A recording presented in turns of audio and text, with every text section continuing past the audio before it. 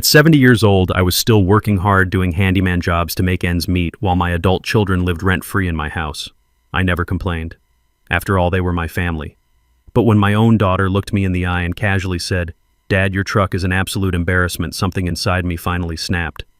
I had worked my entire life, and for her to sneer at the very vehicle I relied on to put a roof over her head was the ultimate betrayal. I knew I had to make a change right then and there, but my entitled children had no idea just how drastic that change would be.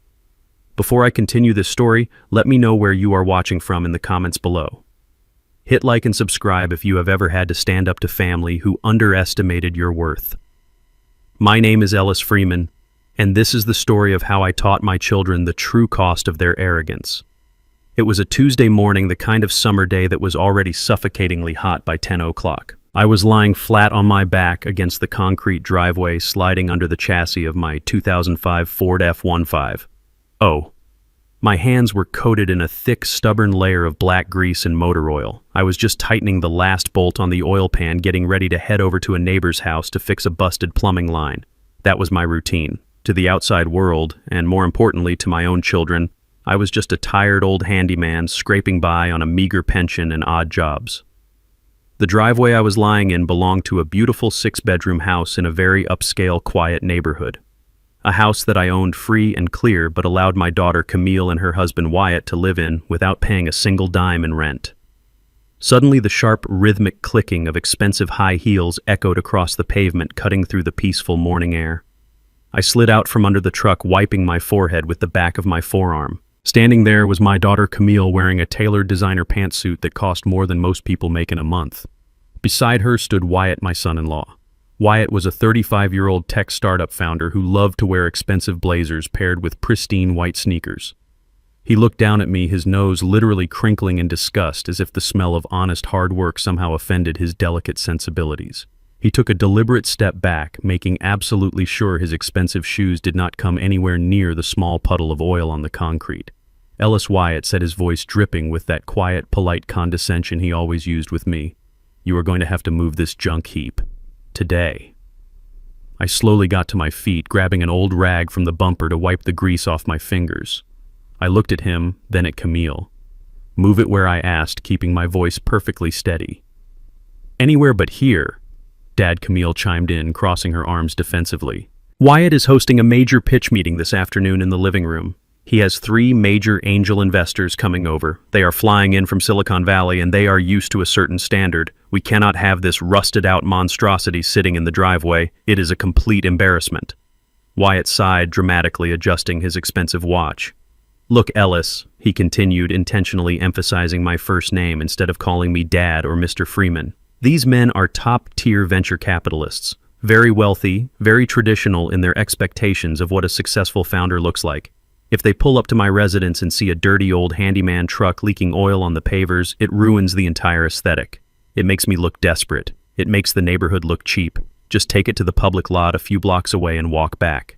And please do not wander around the main floor wearing those greasy coveralls while they are here. It sends the wrong message." The sheer audacity of his words hung heavily in the hot air. My own son-in-law, a white man whose failing business was secretly subsidized by the fact that he lived in my house for free, was telling me to hide myself and my truck so he could pretend to be a self-made millionaire. The racial and class undertones were impossible to miss. He wanted the affluent lifestyle but did not want his wealthy investors to see the working-class black man whose property he was using to build his fake empire. I looked at Camille, hoping my own flesh and blood would defend me. Instead, she just looked away, silently agreeing with her husband's humiliating demands. I did not yell. I did not throw the oily rag in his face. Over my decades in the construction business, I had learned that the most lethal weapon a man can wield is complete and utter silence. I simply nodded. I threw the rag into the bed of the truck, opened the creaky door, and climbed into the driver's seat. The old engine roared to life, a sturdy, reliable sound that contrasted sharply with the fragile egos of the 2 people standing in my rearview mirror. As I drove down the manicured streets of the neighborhood, memories flooded my mind. They thought I was a broken-down old man with nothing to his name. They did not know that 15 years ago I had sold the commercial construction empire I built from scratch. I had bought that 6-bedroom house with cold, hard cash.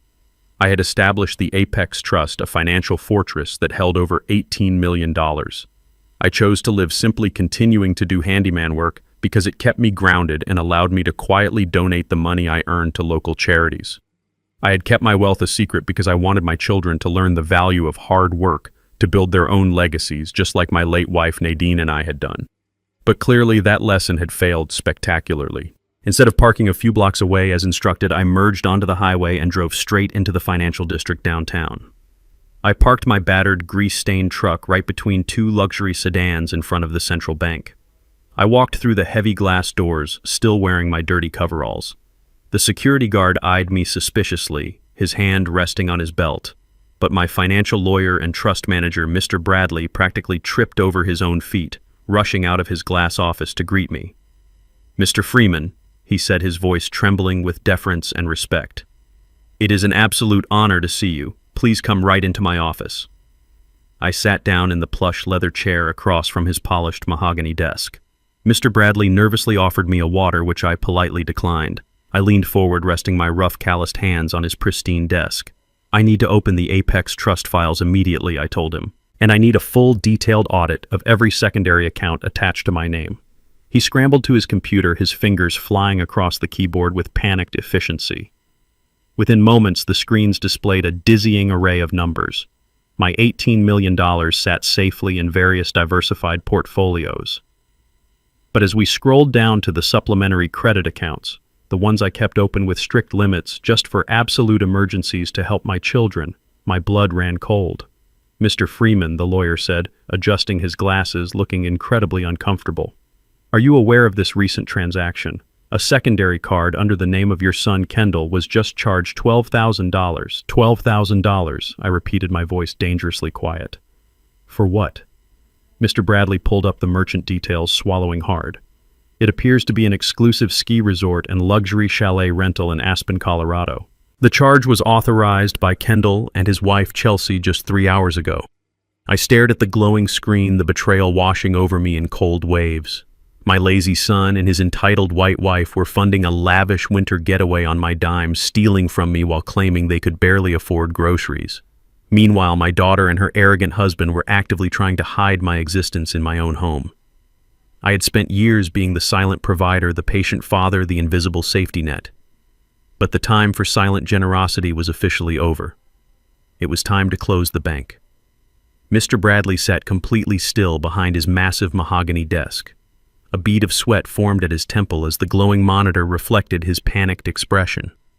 $18 million sat quietly in the Apex Trust, a sum that demanded absolute respect in the financial world. Yet the secondary accounts showed a brazen, pathetic theft of $12,000. I did not raise my voice. I leaned back in the leather chair and looked Mr. Bradley dead in the eye. "Cancel it," I instructed with a voice as cold as forged steel. "Cancel the Aspen transaction immediately, then freeze every single secondary credit card attached to my name. Shut down the auto pay for Chelsea's retail boutique lease. Cancel the automatic transfers for Wyatt's vehicle financing. Lock them all out entirely." Mr. Bradley swallowed hard. His fingers trembled slightly as they hovered over the keyboard. "Mr. Freeman, are you absolutely sure?" he asked cautiously. "The bank will flag these as fraudulent charges.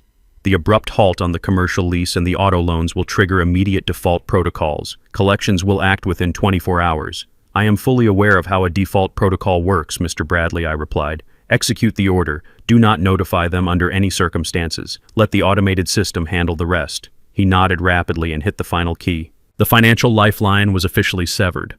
I drove my battered Ford back to the house, parking it exactly where Wyatt had demanded I hide it earlier. I walked through the side door into the massive kitchen of my own home, still wearing my grease-stained coveralls. Sitting at the marble island were my son Kendall and his wife Chelsea. Chelsea was a 30-year-old woman who treated my home like her personal luxury resort. She was surrounded by sleek shopping bags from high-end winter sporting brands, pulling out a pair of designer ski goggles with manicured fingers. Kendall was mindlessly scrolling through his phone, not even bothering to look up, when the man who provided his roof walked into the room. "Well, look who decided to show up," Chelsea said. Her tone dripped with that familiar, stinging condescension. She held up a pristine white cashmere sweater, checking the price tag with a satisfied grin. "We are getting ready for Aspen. It is a desperately needed getaway. Running a boutique is just so exhausting, you know." I poured myself a glass of tap water, keeping my expression perfectly blank. "I am sure it takes a heavy toll," I replied evenly. Kendall finally glanced up, giving me a dismissive once-over. "You smell like motor oil, Dad. Could you maybe change in the garage next time? It is ruining the appetite." Chelsea laughed. It was a sharp, irritating sound that echoed off the high ceilings. "Let him be Kendall. Someone has to do the dirty work. In fact, Ellis, you might want to pick up a few extra plumbing jobs this weekend. We are going to need someone to look after the house while we are mingling with the elite in Colorado." The audacity of her statement was almost impressive. She was standing in a house I paid for packing for a vacation she bought with my stolen money, and advising me to clean more toilets to keep myself busy. I took a slow sip of my water. "Aspen is beautiful this time of year," I said calmly. "I hope you packed warmly. I hear the financial climate can change very abruptly." Chelsea smirked, completely missing the warning in my words. "Oh, we will be perfectly fine. We only stay at 5-star chalets. The heating is impeccable." I nodded, rinsing my glass in the sink. "Have a wonderful trip," I told them, turning to walk down the hallway to my private study. I left them to their delusions of grandeur, knowing full well that their luxury chalet reservation was currently bouncing through the bank fraud department. Once inside my study, I locked the heavy oak door and sat down at my desk. I pulled out my tablet and opened the encrypted application that connected to the security cameras I had installed months ago for property insurance purposes. The screen flickered to life, showing the living room in crystal clear, high definition. Wyatt had returned from his precious pitch meeting and was now celebrating with Camille, Kendall, and Chelsea. They were passing around a bottle of vintage Bordeaux that I had purchased a decade ago, laughing loudly and clinking expensive crystal glasses. Watching them toast to their fabricated success, my chest tightened with a heavy, painful memory. I thought of Nadine, my beautiful, hardworking wife. I remembered the nights she stayed up until 2 a.m, rubbing her aching back after long shifts at the accounting firm. She worked herself to the bone to pay off Kendall's early college debts he had racked up while partying instead of studying. I remembered how she drained her personal savings to bail Wyatt out of his first disastrous business venture because Camille had cried and begged us for help. Nadine gave them everything. She gave them her time, her health, and her heart. She believed that our sacrifices would build a foundation of gratitude and respect. Instead, our generosity had bred a generation of leeches who viewed our hard work as their inherent right. Looking at the screen, seeing them drink my wine in my house while mocking my existence, I felt the last shred of paternal leniency evaporate entirely. Nadine was gone, and I was done protecting them from the real world. The era of free rides was over. The next morning arrived with a crisp, cool breeze. I was sitting on the back patio drinking a simple cup of black coffee, enjoying the profound quiet of a house that was about to become an absolute war zone. Suddenly, the tranquil silence was shattered by a harsh, grinding mechanical noise coming from the front yard. The unmistakable hiss of heavy air brakes echoed loudly through the affluent neighborhood. I set my coffee mug down on the patio table and walked calmly through the house toward the front window. A massive, heavy-duty tow truck with flashing yellow and red lights was backing aggressively into my pristine driveway. It completely bypassed my hidden Ford F-150 and angled directly toward Wyatt's prized possession, a sleek, midnight black Porsche Panamera. A burly man in a high-visibility safety vest stepped out of the truck cab. He held a thick metal clipboard in one hand and a set of heavy steel chains in the other. He did not hesitate or look around for permission. He walked straight to the rear axle of the luxury sports car and dropped the heavy chains to the concrete pavement with a loud, ringing clash. The metallic clatter of the heavy steel chains hitting the concrete driveway was a beautiful symphony to my ears. The burly tow truck driver did not waste a single second. He swiftly kicked the thick metal hooks under the rear bumper of the pristine midnight black Porsche Panamera, securing them to the chassis with practiced, unforgiving precision. The hydraulic winch began to whine a high-pitched mechanical squeal that signaled the abrupt end of an era. Suddenly, the heavy oak front door of my house flew open so forcefully it slammed violently against the brick exterior. Wyatt charged out into the morning air. He was completely frantic, wearing nothing but a silk monogrammed bathrobe and bare feet. "Wait, stop what you are doing right now!" he screamed, his voice cracking with sheer panic. He sprinted down the driveway, waving his arms wildly as if he were trying to flag down a rescue helicopter. "Get your dirty hands off my vehicle. Do you have any idea who I am?" The tow truck driver did not even blink. He calmly hit a lever on his control panel and the rear wheels of the luxury sports car lifted effortlessly off the ground. Wyatt rushed right up to the driver, his face flushed a deep, angry crimson. "This is a massive mistake," he yelled, pointing a trembling finger at the man's chest. "My accounts are perfectly fine. My tech startup just secured major funding last quarter. The bank system must be glitching. You need to put my car down immediately before I sue you and your entire company into bankruptcy." The driver pulled a folded yellow document from his clipboard and shoved it directly toward Wyatt's chest. "Take it up with the recovery department, buddy," the driver said in a flat, unbothered tone. 3 missed payments. The repossession order was finalized at midnight. I just do the hooking. Wyatt snatched the paper, his eyes darting frantically across the printed text. He looked completely unhinged, the polished, arrogant startup founder facade shattering into a million pathetic pieces right there on my driveway. Camille rushed out of the house next, pulling a cardigan tightly around her shoulders. She took one look at the Porsche suspended in the air and gasped. "Wyatt, what is happening?" she cried out. Wyatt ran a hand through his perfectly styled hair, ruining it completely. "It is a clerical error, Camille. The bank froze my primary autopay account by mistake. The driver says he will not unhook the car unless I pay the outstanding balance and the recovery fee in cash right now." Camille spun around, her eyes frantically searching the driveway until they landed on me. I was standing near the garage doors, calmly holding a pair of gardening shears. She marched straight toward me, her heels clicking aggressively on the pavement. "Dad," she demanded, her voice shrill and commanding. "Go to your safe and get $5,000 right now. Wyatt needs to pay this man before the neighbors see this absolute disaster.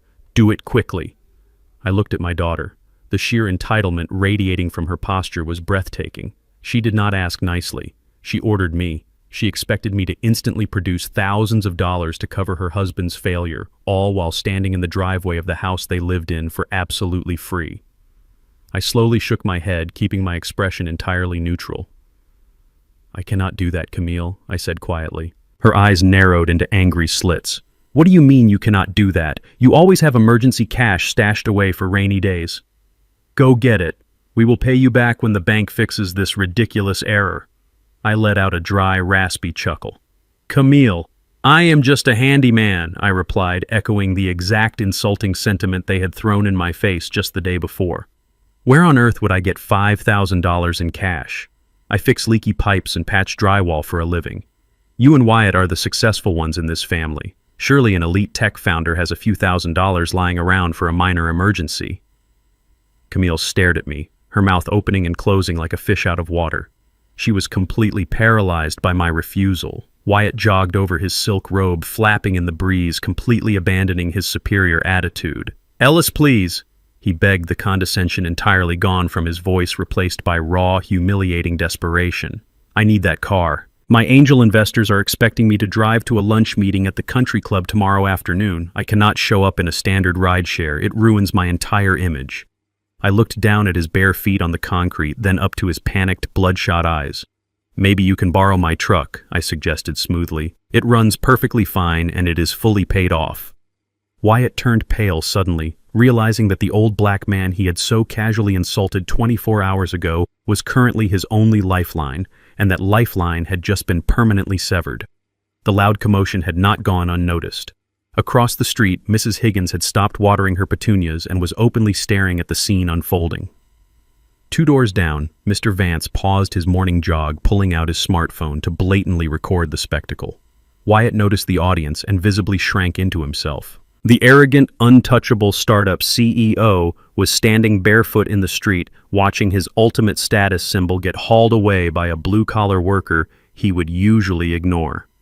The tow truck engine roared to life, drowning out Wyatt's final pathetic protests, and the pristine Porsche was pulled out of the neighborhood, disappearing down the affluent street. Camille covered her face with her hands and ran back inside the house, completely humiliated. Wyatt stood frozen on the concrete for a long moment before silently following her, his shoulders slumped in utter defeat. I turned around, walked to the shed, picked up my lawnmower, and calmly pulled the starter cord. The engine sputtered to life, emitting a steady, honest hum. As I pushed the mower across the thick green grass, I mentally analyzed my son-in-law's pathetic financial reality. Wyatt's entire existence was a carefully constructed house of cards. His startup had not generated a single dollar of actual profit in over 2 years. He survived solely on business loans, credit extensions, and the grand illusion of success. By instructing Mr. Bradley to freeze my secondary accounts, I had simply pulled the bottom card out from under him. Without my silent, ongoing funding, he could not even afford the monthly lease on the car he used to project his fake wealth. He was completely broke, and the walls were closing in fast. I knew the crushing desperation would soon drive him to make a foolish mistake, but I severely underestimated just how quickly that mistake would happen and who else would be involved. That afternoon, I decided to leave the property and visit a local hardware store, intentionally giving them some space to panic in private. I wanted the pressure to cook them slowly. However, I did not stay away completely blind. I parked my Ford F-150 a few miles down the road in a diner parking lot and pulled out my tablet to monitor the hidden interior security cameras. The house remained quiet for about an hour, but then the front door chimed open. Chelsea, my son Kendall's wife, walked into the grand foyer. She was not alone. Strutting in right behind her was a slick, sharp-suited white man carrying a laser measuring tool and a thick leather portfolio. I recognized him instantly from the luxury real estate billboards scattered around town. He was one of the most aggressive property brokers in the city. Chelsea pointed enthusiastically toward my vaulted ceilings and swept her hand across my custom hardwood floors. The broker nodded greedily, activating his laser tool to calculate the square footage of my grand living room. I zoomed in on the camera feed, watching my entitled daughter-in-law casually guide a stranger through my 6-bedroom home. I turned up the audio feed just in time to hear Chelsea's sickeningly sweet voice echo through my hallway. "Do not worry about the old furniture or the outdated decor," she told the broker with a dismissive wave of her manicured hand. "The owner is an elderly man and he is relocating very soon. We want to list the property by the end of the month. We are looking for a fast cash sale to fund a new business venture." My blood turned to ice, followed immediately by a burning, righteous fury. They were not just stealing my money to fund their lavish vacations. They were actively conspiring to sell the very roof over my head. I did not wait another second. I threw my heavy work truck into gear and sped back down the affluent neighborhood streets toward my property. I slammed the heavy oak front door open, startling the slick, suited white broker who was currently pointing his digital laser measure at my custom stone fireplace. Chelsea gasped, her hand flying to her chest in exaggerated shock. "Ellis, what are you doing here?" she shrieked, her voice echoing through the foyer. "You are supposed to be at the hardware store fetching supplies." I ignored her completely. I marched straight up to the broker, snatched the expensive laser tool right out of his hand and tossed it carelessly onto the sofa. "I am the sole owner of this property," I stated, my voice dangerously low and completely unyielding. "You have exactly 10 seconds to pack up your leather portfolio and get off my estate before I call the police and have you arrested for criminal trespassing." The broker turned incredibly pale, sensing the absolute finality and quiet danger in my tone. He did not say a single word in his defense. He grabbed his tool, snatched his leather bag, and practically ran out the front door without looking back. Chelsea stood frozen in the middle of the grand living room, her jaw dropped in pure shock. Before Chelsea could recover her composure and mount a defense, Kendall strolled into the room from the kitchen, casually holding a half-eaten apple. He stopped dead in his tracks when he saw the furious expression on my face and the broker's luxury sedan speeding away through the front window. "What is going on here?" Kendall asked, chewing loudly and looking utterly unbothered by the tension in the room. I looked at my son, the boy I had raised to be a strong, respectable black man, now standing comfortably in a house he did not pay a single dime for, while his wife actively tried to sell it out from under me. "Your entitled wife just brought a real estate agent into my home to appraise it for a fast cash sale," I said, my voice echoing off the high vaulted ceilings. Chelsea immediately crossed her arms, dropping her shocked act and adopting a highly defensive stance. "Oh, please, Ellis, do not be so dramatic about this," she scoffed, rolling her eyes. "We are simply exploring our financial options. You are 70 years old. You do not need a massive 6-bedroom mansion all to yourself." Kendall stepped forward, actually nodding in agreement with his delusional wife. "She is right, Dad. Be reasonable for a second. This house is going to be ours eventually anyway. We are just accelerating the timeline a bit. Wyatt is facing a major cash flow issue with his tech startup, and we all had a family meeting and agreed that liquidating this asset is the most logical step to save the business. It is a given. You can move into a nice, quiet retirement apartment in a cheaper area. We will even help you pack your things." I stared at them, absorbing the sheer, unfiltered arrogance of their words. They had completely convinced themselves that my hard-earned property was their personal piggy bank. They were actively planning to render me homeless to bail out Wyatt's failing tech illusion. You all agreed, I repeated, keeping my tone perfectly level. You sat around my dining table eating food I bought and decided to sell my house to fund a fake business. Kendall sighed heavily. Dad, do not be stubborn. You are completely out of touch with how modern finance works. Wyatt's company is the future. We are making an executive decision for the good of the family portfolio. You are not making an executive decision about anything, I replied, stepping closer to him, forcing him to step back. You do not own a single brick of this estate. You do not own the grass in the yard or the shingles on the roof. This is my house, bought and paid for by my sweat and your mother's sacrifices, and as of this exact moment, your free ride is permanently canceled. Kendall frowned, finally sensing the massive shift in the atmosphere. What are you talking about? I looked directly at Chelsea, then back to my son. I am giving you a formal verbal eviction notice, I stated clearly. You have exactly 30 days to pack your designer bags and get out of my property. All of you. Kendall, Chelsea, Camille, and Wyatt. You are entirely on your own. The color drained completely from Kendall's face, replacing his lazy arrogance with absolute terror. Chelsea stumbled backward, her haughty smirk vanishing into thin air as the reality of my words struck her. You cannot do that! She shrieked, her voice pitching into a hysterical, grating whine. We have nowhere else to go. You cannot just throw your own flesh and blood out onto the street. I did not stay to entertain their pathetic panic. I turned my back on them, walked straight down the hallway to the master suite, and shut the heavy oak door firmly behind me. The lock clicked loudly, finalizing the physical barrier between my peaceful sanctuary and their chaotic, toxic entitlement. I walked over to my mahogany desk and picked up my phone. I dialed Mr. Bradley's direct line, not wasting a single second to secure my legacy. Mr. Freeman, the lawyer, answered promptly, his tone respectful. How can I assist you this afternoon? Mr. Bradley, I need you to draft a formal legal document immediately, I instructed, my voice unwavering. I am officially cutting Kendall, Camille, and their respective spouses completely out of my will. I want a comprehensive disinheritance clause drawn up today. Revoke any and all future claims to the Apex Trust, the real estate portfolio, and every single one of my personal assets. Mr. Bradley paused for only a fraction of a second, likely surprised by the severity of the request, before responding with utmost professionalism. Understood, sir. I will prepare the documents for your signature right away. They will receive absolutely nothing from the estate. I thanked him and ended the call. The swiftness of the action brought a profound sense of relief to my chest. I had finally severed the parasitic cord that had drained me for years. I sat in the quiet comfort of my room, opened my encrypted tablet, and pulled up the security camera application again. The feed switched to the kitchen area. Camille and Wyatt had returned from their bedroom, drawn out by Chelsea's loud, hysterical sobbing. The four of them were huddled around the marble island, looking like cornered, desperate animals. Wyatt was pacing back and forth, his face flushed with manic desperation. The repo man taking his Porsche had severely wounded his pride, but my sudden eviction notice threatened to destroy his entire fraudulent existence. We cannot just leave, Camille cried, burying her face in her trembling hands. We have absolutely no money. The credit cards are declining everywhere. Wyatt stopped pacing and slammed his hands down hard on the countertop. His eyes were wide, filled with a dark, predatory calculation that chilled my blood. We are not leaving, Wyatt, hissed his voice, dropping to a sinister whisper that the high-definition microphone picked up perfectly. The old man is clearly losing his mind. No sane father kicks his children out onto the street to protect an empty, echoing house. We do not need his permission to sell it. We will get a psychiatric certificate. We will have him declared legally incompetent and place him in a care facility. Once we have medical power of attorney, he will lose all control of the estate, and the house is ours to liquidate.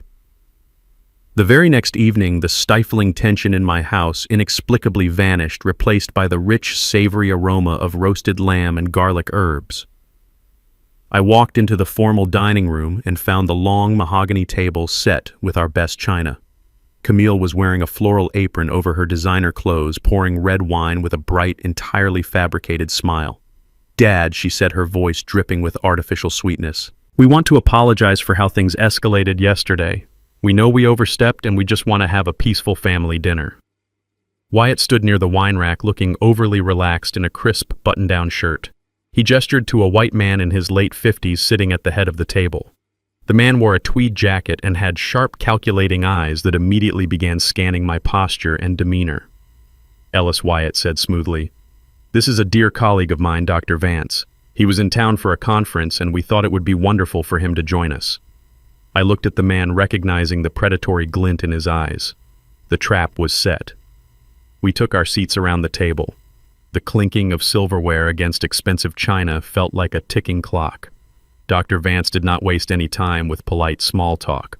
Almost immediately, his conversational tone shifted into a thinly veiled clinical interrogation. "So, Ellis, doctor." Vance began leaning forward and steepling his fingers. "Wyatt tells me you built this magnificent home yourself. That must have been quite a while ago. Do you happen to recall the exact year you broke ground?" I kept my face perfectly slack, staring blankly at my plate for a few seconds longer than necessary. "Well," I mumbled, scratching my chin slowly, "I suppose it was back in the late 90s, or maybe early 2000s. The years tend to run together when you work as much as I did." Wyatt exchanged a quick, triumphant glance with Camille. Dr. Vance nodded sympathetically, jotting something down in his mind. "It is perfectly normal for timelines to become hazy at your stage of life, Ellis," he said in a soothing, patronizing tone. "Managing such a massive estate must be incredibly overwhelming for you now. Do you ever find yourself feeling confused by your daily tasks or struggling to handle your finances?" I let my shoulders slump, playing the role of the defeated, senile old man they so desperately wanted me to be. "Oh, the numbers are just a headache these days." I sighed heavily. "Sometimes I cannot even remember where I put my own truck keys. In fact, I was just asking Cheryl about them this morning." Across the table, Chelsea stiffened her face, turning bright red at being called the wrong name. "My name is Chelsea," she snapped instinctively. Kendall nudged her sharply under the table to keep her quiet. "Oh, my apologies, sweetheart," I said, giving her a vacant, bewildered smile. "You girls change your hair so much it is hard for an old man to keep track." Dr. Vance leaned in closer, his voice lowering to a gentle, probing whisper. "Ellis, have you experienced any sudden outbursts of anger or paranoia recently? Sometimes when our cognitive functions decline, we can lash out at the people who care about us the most. We might even make irrational decisions like asking our beloved family members to leave their home." I looked at Wyatt, who was practically vibrating with anticipation. He was feeding this corrupt doctor the exact narrative needed to declare me incompetent. They wanted a medical professional to document my supposed mental decline so they could strip away my rights and seize the Apex Trust. I simply nodded slowly, staring into my wine glass. "I suppose I have been a bit grumpy lately," I whispered, letting my voice crack just a fraction. "It is just so hard to keep up." Dr. Vance offered a reassuring smile. "That is exactly why we are having this chat, Ellis. You are surrounded by people who want to shoulder these heavy burdens for you. You do not have to worry about managing properties or finances anymore. You just need to rest." I took a slow bite of the roasted lamb, chewing methodically. "Yes," I replied quietly. "Resting sounds very nice." Wyatt grinned, a victorious, greedy smirk spreading across his face. Beneath the heavy oak dining table, resting quietly on my lap, was my smartphone. The screen was dark, but the voice recording application had been running since the moment I walked into the room. I was capturing every leading question, every manipulative suggestion, and every fabricated diagnosis pouring out of Dr. Vance. As I listened to his smooth, educated voice trying to strip away my autonomy, a cold wave of memory washed over me. 20 years ago, Nadine and I had sat at a very similar table across from a slick, fast-talking insurance agent. Nadine had been recovering from a grueling surgery, exhausted and heavily medicated. The agent had used that exact same soothing, patronizing tone. He buried her in complex legal jargon, twisting her words and manipulating her into signing a document that nearly voided her critical health coverage. I remembered the sheer terror and helplessness in my wife's eyes when she realized she had been tricked by a man in a nice suit. I swore to her that day that I would never again allow an educated predator to use their credentials to steal from my family. Sitting here now, watching Wyatt use a corrupt psychiatrist to try and steal the very house Nadine and I had built, that old promise hardened into an unbreakable resolve. I was not a helpless patient, and I was certainly not losing my mind. I was a man meticulously gathering federal evidence. I shifted my finger slightly, ensuring the microphone was perfectly positioned to catch Wyatt eagerly agreeing with the doctor's fake assessment. The agonizing dinner finally concluded. Dr. Vance wiped his mouth with a linen napkin, stood up, and gave Wyatt a very subtle, confirming nod. I excused myself, playing the part of the exhausted elder, and shuffled slowly down the hallway toward my private study. The moment the heavy oak door clicked shut behind me, my frail posture vanished entirely. I stood tall, locked the deadbolt, and immediately pulled up the security camera application on my tablet. The feed switched to the outdoor patio. Wyatt was standing by the pool, pressing his phone tightly to his ear. He was practically bouncing on his heels. "We got it," Wyatt hissed into the receiver, speaking to his own attorney. "Vance is writing up the preliminary medical evaluation tonight. He says the old man is completely gone, textbook dementia with paranoid delusions. File the petition for conservatorship and medical power of attorney first thing tomorrow morning. I want full control of his assets by the end of the week." Wyatt laughed, a cruel, triumphant sound echoing into the night sky. He truly believed he had outsmarted me. He had no idea that I had just hit send on my smartphone. The unedited, crystal-clear audio file of the entire dinner, fully exposing the fraudulent medical evaluation and their malicious conspiracy, landed directly in the secure email inbox of Mr. Bradley. Early the next morning, before the sun had even fully crested the horizon, Mr. Bradley executed the first phase of my counterattack with ruthless precision. I did not need to be in Dr. Vance's upscale downtown clinic to know exactly how the scene played out. At precisely 8 o'clock, a bonded legal courier walked through the clinic doors and handed the receptionist a thick, red-sealed envelope marked urgent and confidential. Inside was a formal cease and desist order from one of the most powerful financial law firms in the state. The document was accompanied by a direct transcript of the audio I had recorded the night before. Mr. Bradley did not just threaten a civil lawsuit. He promised total professional annihilation. The letter explicitly stated that if Dr. Vance submitted any psychiatric evaluation regarding my mental competence, the unedited audio file proving his collusion in a fraudulent medical diagnosis would be immediately forwarded to the state medical board and the district attorney. It was a guaranteed revocation of his medical license and a one-way ticket to federal prison for medical fraud. The arrogant doctor who had so smoothly tried to steal my autonomy over roasted lamb was instantly reduced to a terrified coward. Back at my house, I was quietly pruning the rose bushes near the side windows of Wyatt's home office. I had a perfect view through the sheer curtains. Wyatt was sitting behind his sleek modern desk, sipping a green smoothie, radiating unearned confidence. He was already drafting emails to his investors, projecting the illusion of a man who had just secured his financial future. His smartphone buzzed on the glass desktop. I watched him snatch it up, a triumphant smirk plastering his face. He answered the call, expecting the final confirmation that my life was officially in his hands. Instead, the color drained from his face at a terrifying speed. Even through the double-paned glass, I could hear the panicked, high-pitched squawking of Dr. Vance on the other end of the line. The corrupt doctor was hysterical. He told Wyatt that the deal was completely off, that a team of ruthless corporate lawyers had somehow acquired a recording of their entire conversation, and that he was destroying all his notes regarding my evaluation. Wyatt stood up his chair, scraping violently against the hardwood floor. "Wait, Vance, do not hang up." Wyatt shouted, his voice cracking with sheer desperation. Who sent the letter? How could anyone have a recording? But the line was already dead. Dr. Vance had blocked his number and severed all ties to the conspiracy. Wyatt stared at his phone in absolute disbelief. The reality of his situation crashed down on him like a concrete wall. Without my medical power of attorney, he had no access to the Apex Trust. Without the trust, he could not liquidate my estate. And without the estate, he was completely and utterly ruined. The smirk was gone. The polished tech CEO facade melted away, revealing the panicked, desperate fraud underneath. He hurled his smartphone across the room. It smashed into the drywall, shattering the screen instantly. He grabbed his expensive green smoothie and threw it against the custom bookshelves, leaving a thick dripping stain over his collection of unread business biographies. Wyatt paced the room like a caged animal, grabbing his hair and hyperventilating. He kicked a leather armchair, sending it crashing into a side table. A framed photograph of him and Camille fell to the floor, the glass splintering into jagged pieces. He collapsed onto his knees amidst the wreckage of his own office, burying his face in his hands. The crushing weight of his monumental debts was finally suffocating him. The luxury cars, the designer clothes, the fabricated lifestyle were all financed by money he did not actually have.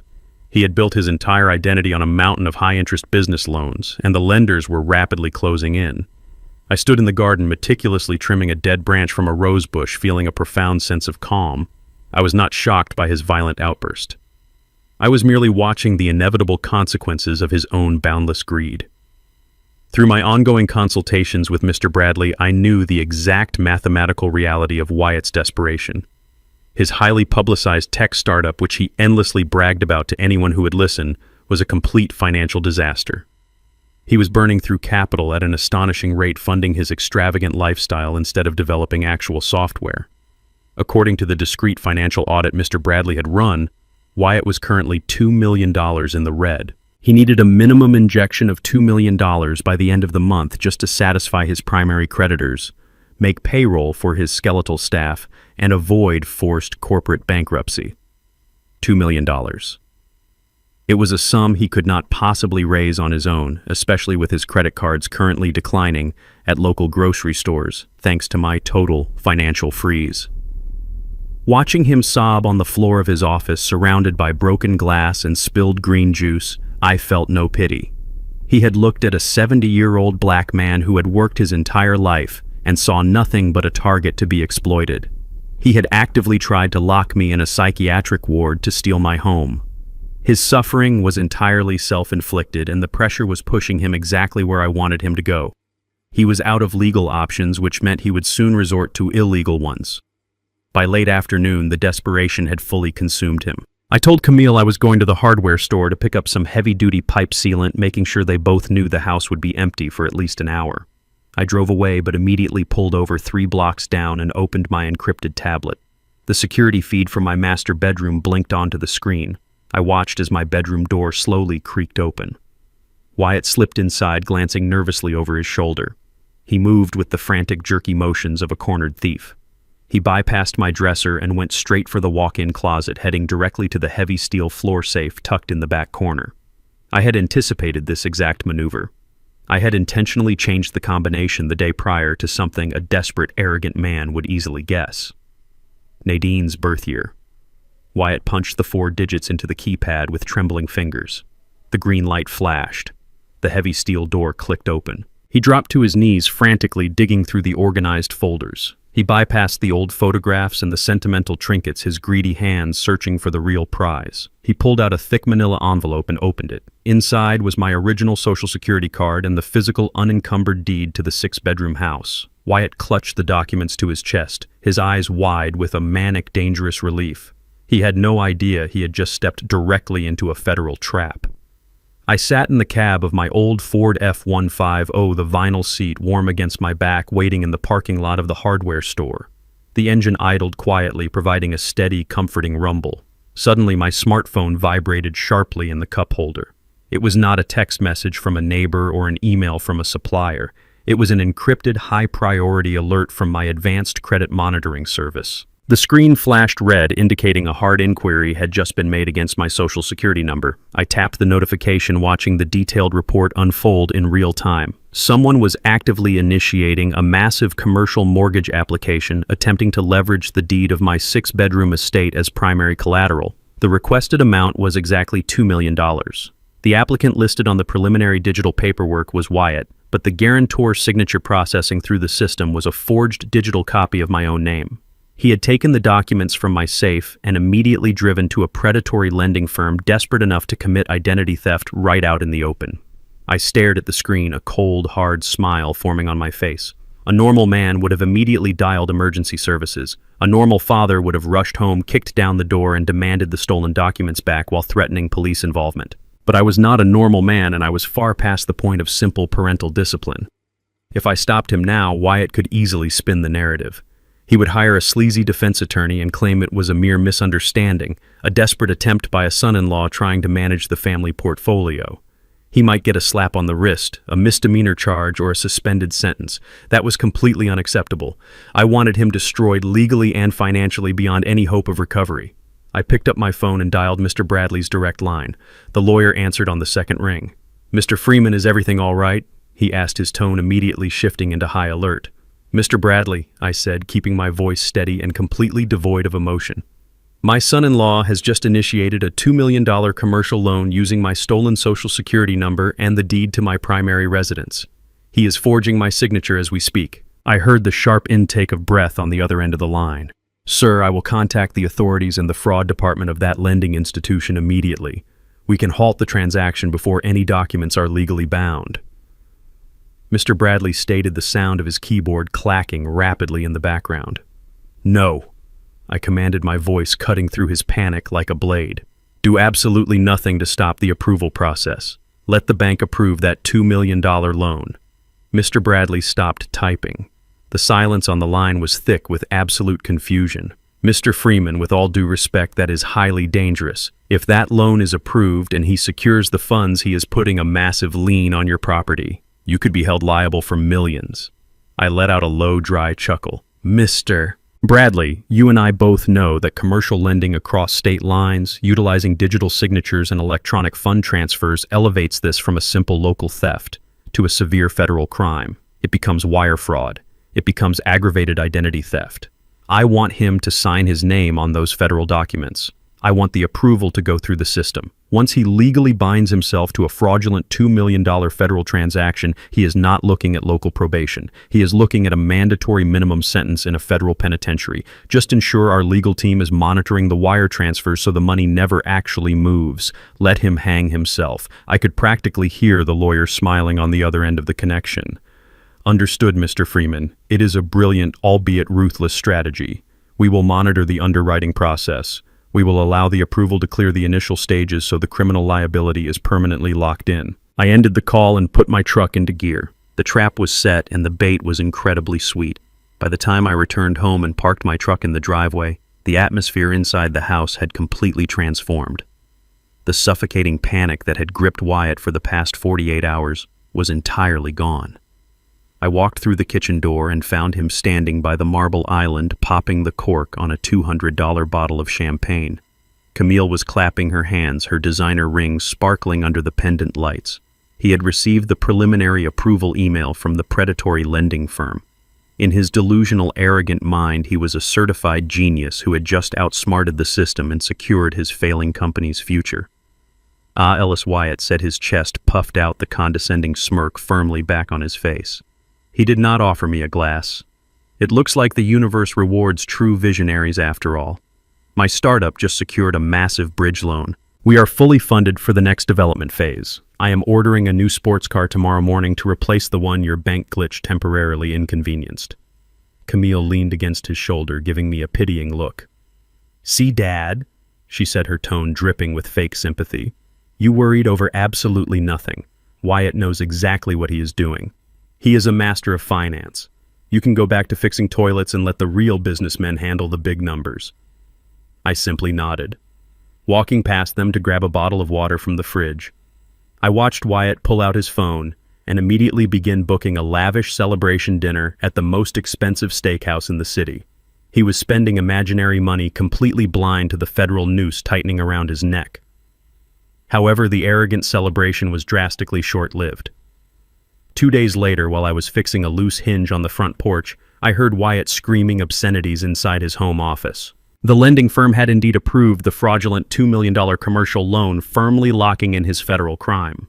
But there was a massive, insurmountable catch written deep into the underwriting terms. Mr. Bradley had utilized his vast banking connections to ensure a specific compliance hold was placed on the disbursement. Wyatt could not access a single dime of the $2 million until he provided proof of matching capital from a verified institutional investor.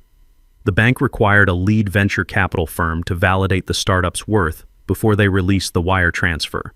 He was trapped in a financial purgatory, holding an approved loan he could not touch. Through my hidden cameras, I watched him frantically scouring the internet, his eyes bloodshot, desperately searching for any major investment fund willing to back his fake tech company.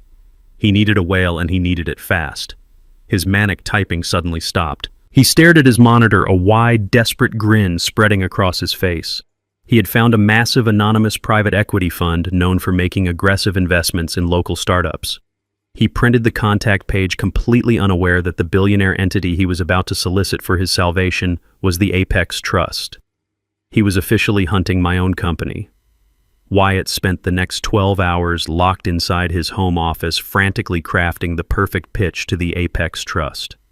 Through my hidden cameras, I watched him sweat through his expensive dress shirt, drinking cup after cup of espresso as he polished his fabricated financial projections. He hit send just before midnight, collapsing back into his leather chair in a state of utter exhaustion. He had no idea he had just sent his fraudulent business model directly to the desk of my personal attorney. The very next afternoon, I sat in the cab of my truck and gave Mr. Bradley the green light. "Send the bait," I instructed. Exactly 10 minutes later, Wyatt let out a scream that practically shook the windows of my house. He bolted out of his office, sprinting down the hallway like a madman. He had just received an official email from a senior representative of the Apex Trust. The message was incredibly concise and highly professional. The fund was extremely impressed with his startup's potential and was officially offering a primary venture capital injection of $5 million. The impossible hurdle of the bank's matching capital requirement had just been miraculously cleared. Wyatt thought he had just won the ultimate lottery. The sheer volume of their celebration could be heard all the way from the street. By the time I walked through the front door later that evening, the grand foyer was littered with empty champagne bottles and discarded takeout containers from a luxury sushi restaurant. Wyatt had gathered Camille, Kendall, and Chelsea in the massive living room. The music was blaring, and the four of them were jumping around like they had just conquered the entire financial world. "We are rich!" Camille shrieked, throwing her arms around Wyatt's neck in pure ecstasy. $5 million. We are finally going to leave this dump and buy our own private estate. I stood quietly in the archway, wiping my heavy work boots on the welcome mat. Wyatt caught sight of me and immediately turned the music down, his face flushed with overwhelming arrogance and cheap champagne. "Ellis," he slurred slightly, holding up his crystal glass. "You are looking at the next major player in Silicon Valley. Apex Trust is backing us. They are sending a senior partner down here this weekend to sign the final paperwork and authorize the wire transfer. My company is about to be valued at over $50 million. I maintained a perfectly blank expression, hiding the lethal calculation behind my eyes. "That sounds like a very important meeting," I said smoothly. "Congratulations on your sudden success." Wyatt set his glass down on the marble coffee table, his arrogant smirk turning into a hard, serious scowl. "It is an incredibly important meeting," he stated, stepping closer to me. "The senior partner of a multi-billion-dollar private equity fund is coming to this exact house. And that brings me to a very serious issue, Ellis." Camille walked up and stood beside her husband, crossing her arms firmly. "Dad," she said, using that sharp, impatient tone she always reserved for me, "we need the house to be absolutely immaculate this weekend. No offense, but you walking around in dirty boots and smelling like pipe sealant is not the vibe we need to project. This is a massive corporate event." Wyatt nodded in agreement, pointing a condescending finger at my chest. "Exactly. We are hosting a high-stakes signing party. There will be catered food, expensive drinks, and top-tier corporate lawyers. I cannot have you wandering through the background looking like the hired help. It is extremely embarrassing. We need you to make yourself scarce. In fact, it would be best if you just left the property for the entire weekend. Go stay at a cheap motel. Go fishing. Just do not be here when the Apex executives arrive. These wealthy white venture capitalists are not going to hand over $5 million if they think I conduct business in a house shared with a blue-collar handyman." His words were a masterclass in raw, unfiltered disrespect. He was standing in a house I owned, asking me to vacate my own property so he could impress an investment firm that I actually controlled. He was perfectly willing to erase my existence just to secure his fabricated wealth. I did not raise my voice, nor did I display a single ounce of the burning fury raging inside my chest. I simply offered them a soft, accommodating smile. "You make a very fair point, Wyatt," I replied in a quiet, defeated tone. "I would not want to ruin such a prestigious occasion for you. I have been meaning to take my old boat out to the lake anyway. I will pack my gear and go fishing for the weekend. The house will be entirely yours." Camille let out a massive sigh of relief, completely blind to the trap closing around her. "Thank you, Dad. We really appreciate you understanding how critical this is for our future." I nodded and walked straight to my private study. I locked the heavy door, sat down at my desk, and immediately dialed Mr. Bradley. The lawyer answered instantly. "Mr. Freeman, the bait was taken," he said, a distinct hint of satisfaction in his professional voice. "Mr. Bradley," I said coldly, "I need you to draft the final investment contract for the $5 million injection." However, I want ironclad trap clauses embedded deeply into the paperwork. I want Wyatt to sign a personal guarantee making him directly liable for every single fraudulent financial projection he submitted in his pitch. I want his signature to legally bind him to the federal wire fraud scheme without any possibility of a corporate shield. When he signs that document, I want his fate completely sealed. Mr. Bradley agreed without hesitation, promising the contract would be a lethal legal weapon that no defense attorney could ever dismantle. Out in the living room, the chaotic celebration continued to rage on. But while Wyatt and Camille were busy planning their grand signing event, my hidden cameras picked up a very different conversation happening between Kendall and Chelsea in the kitchen. Chelsea was aggressively scrolling through high-end designer websites on her phone, her face twisted in a bitter, envious pout. "We cannot show up to a $5 million signing party wearing last season's clothes, Kendall," she hissed, slamming her phone onto the granite counter. "Wyatt and Camille are going to look like royalty, and we are going to look like their poor, pathetic relatives. I need a new dress, and you need a custom-tailored suit." Kendall groaned, rubbing his temples in utter frustration. "Chelsea, my credit cards are still completely frozen. Dad locked us out of everything. I do not have a single dollar to my name right now." Chelsea leaned in close, her eyes narrowing with malicious, greedy intent. She glanced toward the hallway leading to my master suite. "Wyatt found the deed and the social security card in your dad's safe just a few days ago," she whispered wickedly. "If the old man left the combination the same, there has to be more in there. Cash, jewelry, valuables. We just need a little advance on our inheritance to look the part." Kendall hesitated for only a second before a greedy, sickening smile spread across his face. They were about to make the biggest mistake of their lives. 3 days before the highly anticipated corporate signing party, I decided to check the trap I had deliberately left open. I walked into my master bedroom, the quiet hum of the central air conditioning masking the sound of my heavy footsteps. I went straight to the walk-in closet and knelt before the heavy steel floor safe. The digital keypad still displayed the faint smudges of Kendall's frantic fingerprints. I punched in the combination and pulled the heavy steel door open. I did not care about the loose cash I kept for emergencies, nor did I care about the decoy property documents Wyatt had already stolen. My eyes darted immediately to the back of the bottom shelf. The polished mahogany box, a beautifully crafted humidor that I used as a jewelry case, was sitting slightly ajar. I reached out and flipped the lid open completely. The dark velvet cushion inside was completely empty. The vintage solid gold Rolex Submariner, the exact watch Nadine had bought for me to celebrate our 20th wedding anniversary, was gone. It was my most prized possession, a symbol of our enduring love. My own son had crossed the final, unforgivable line. I did not march into the living room and demand answers. I did not scream or confront Kendall and Chelsea, who were undoubtedly out right now spending the stolen funds on overpriced designer outfits to impress people they did not even know. Anger is a useless emotion when you are building an airtight federal case. Instead, I calmly closed the safe door, stood up, and grabbed my truck keys. I knew exactly where a lazy, desperate man like Kendall would go to liquidate a high-value luxury item quickly. I drove straight to the largest, most established pawn and jewelry exchange in the downtown district, a place known for handling high-end collateral, without asking too many inconvenient questions. I walked through the heavily fortified glass doors, the little entry bell chiming above my head.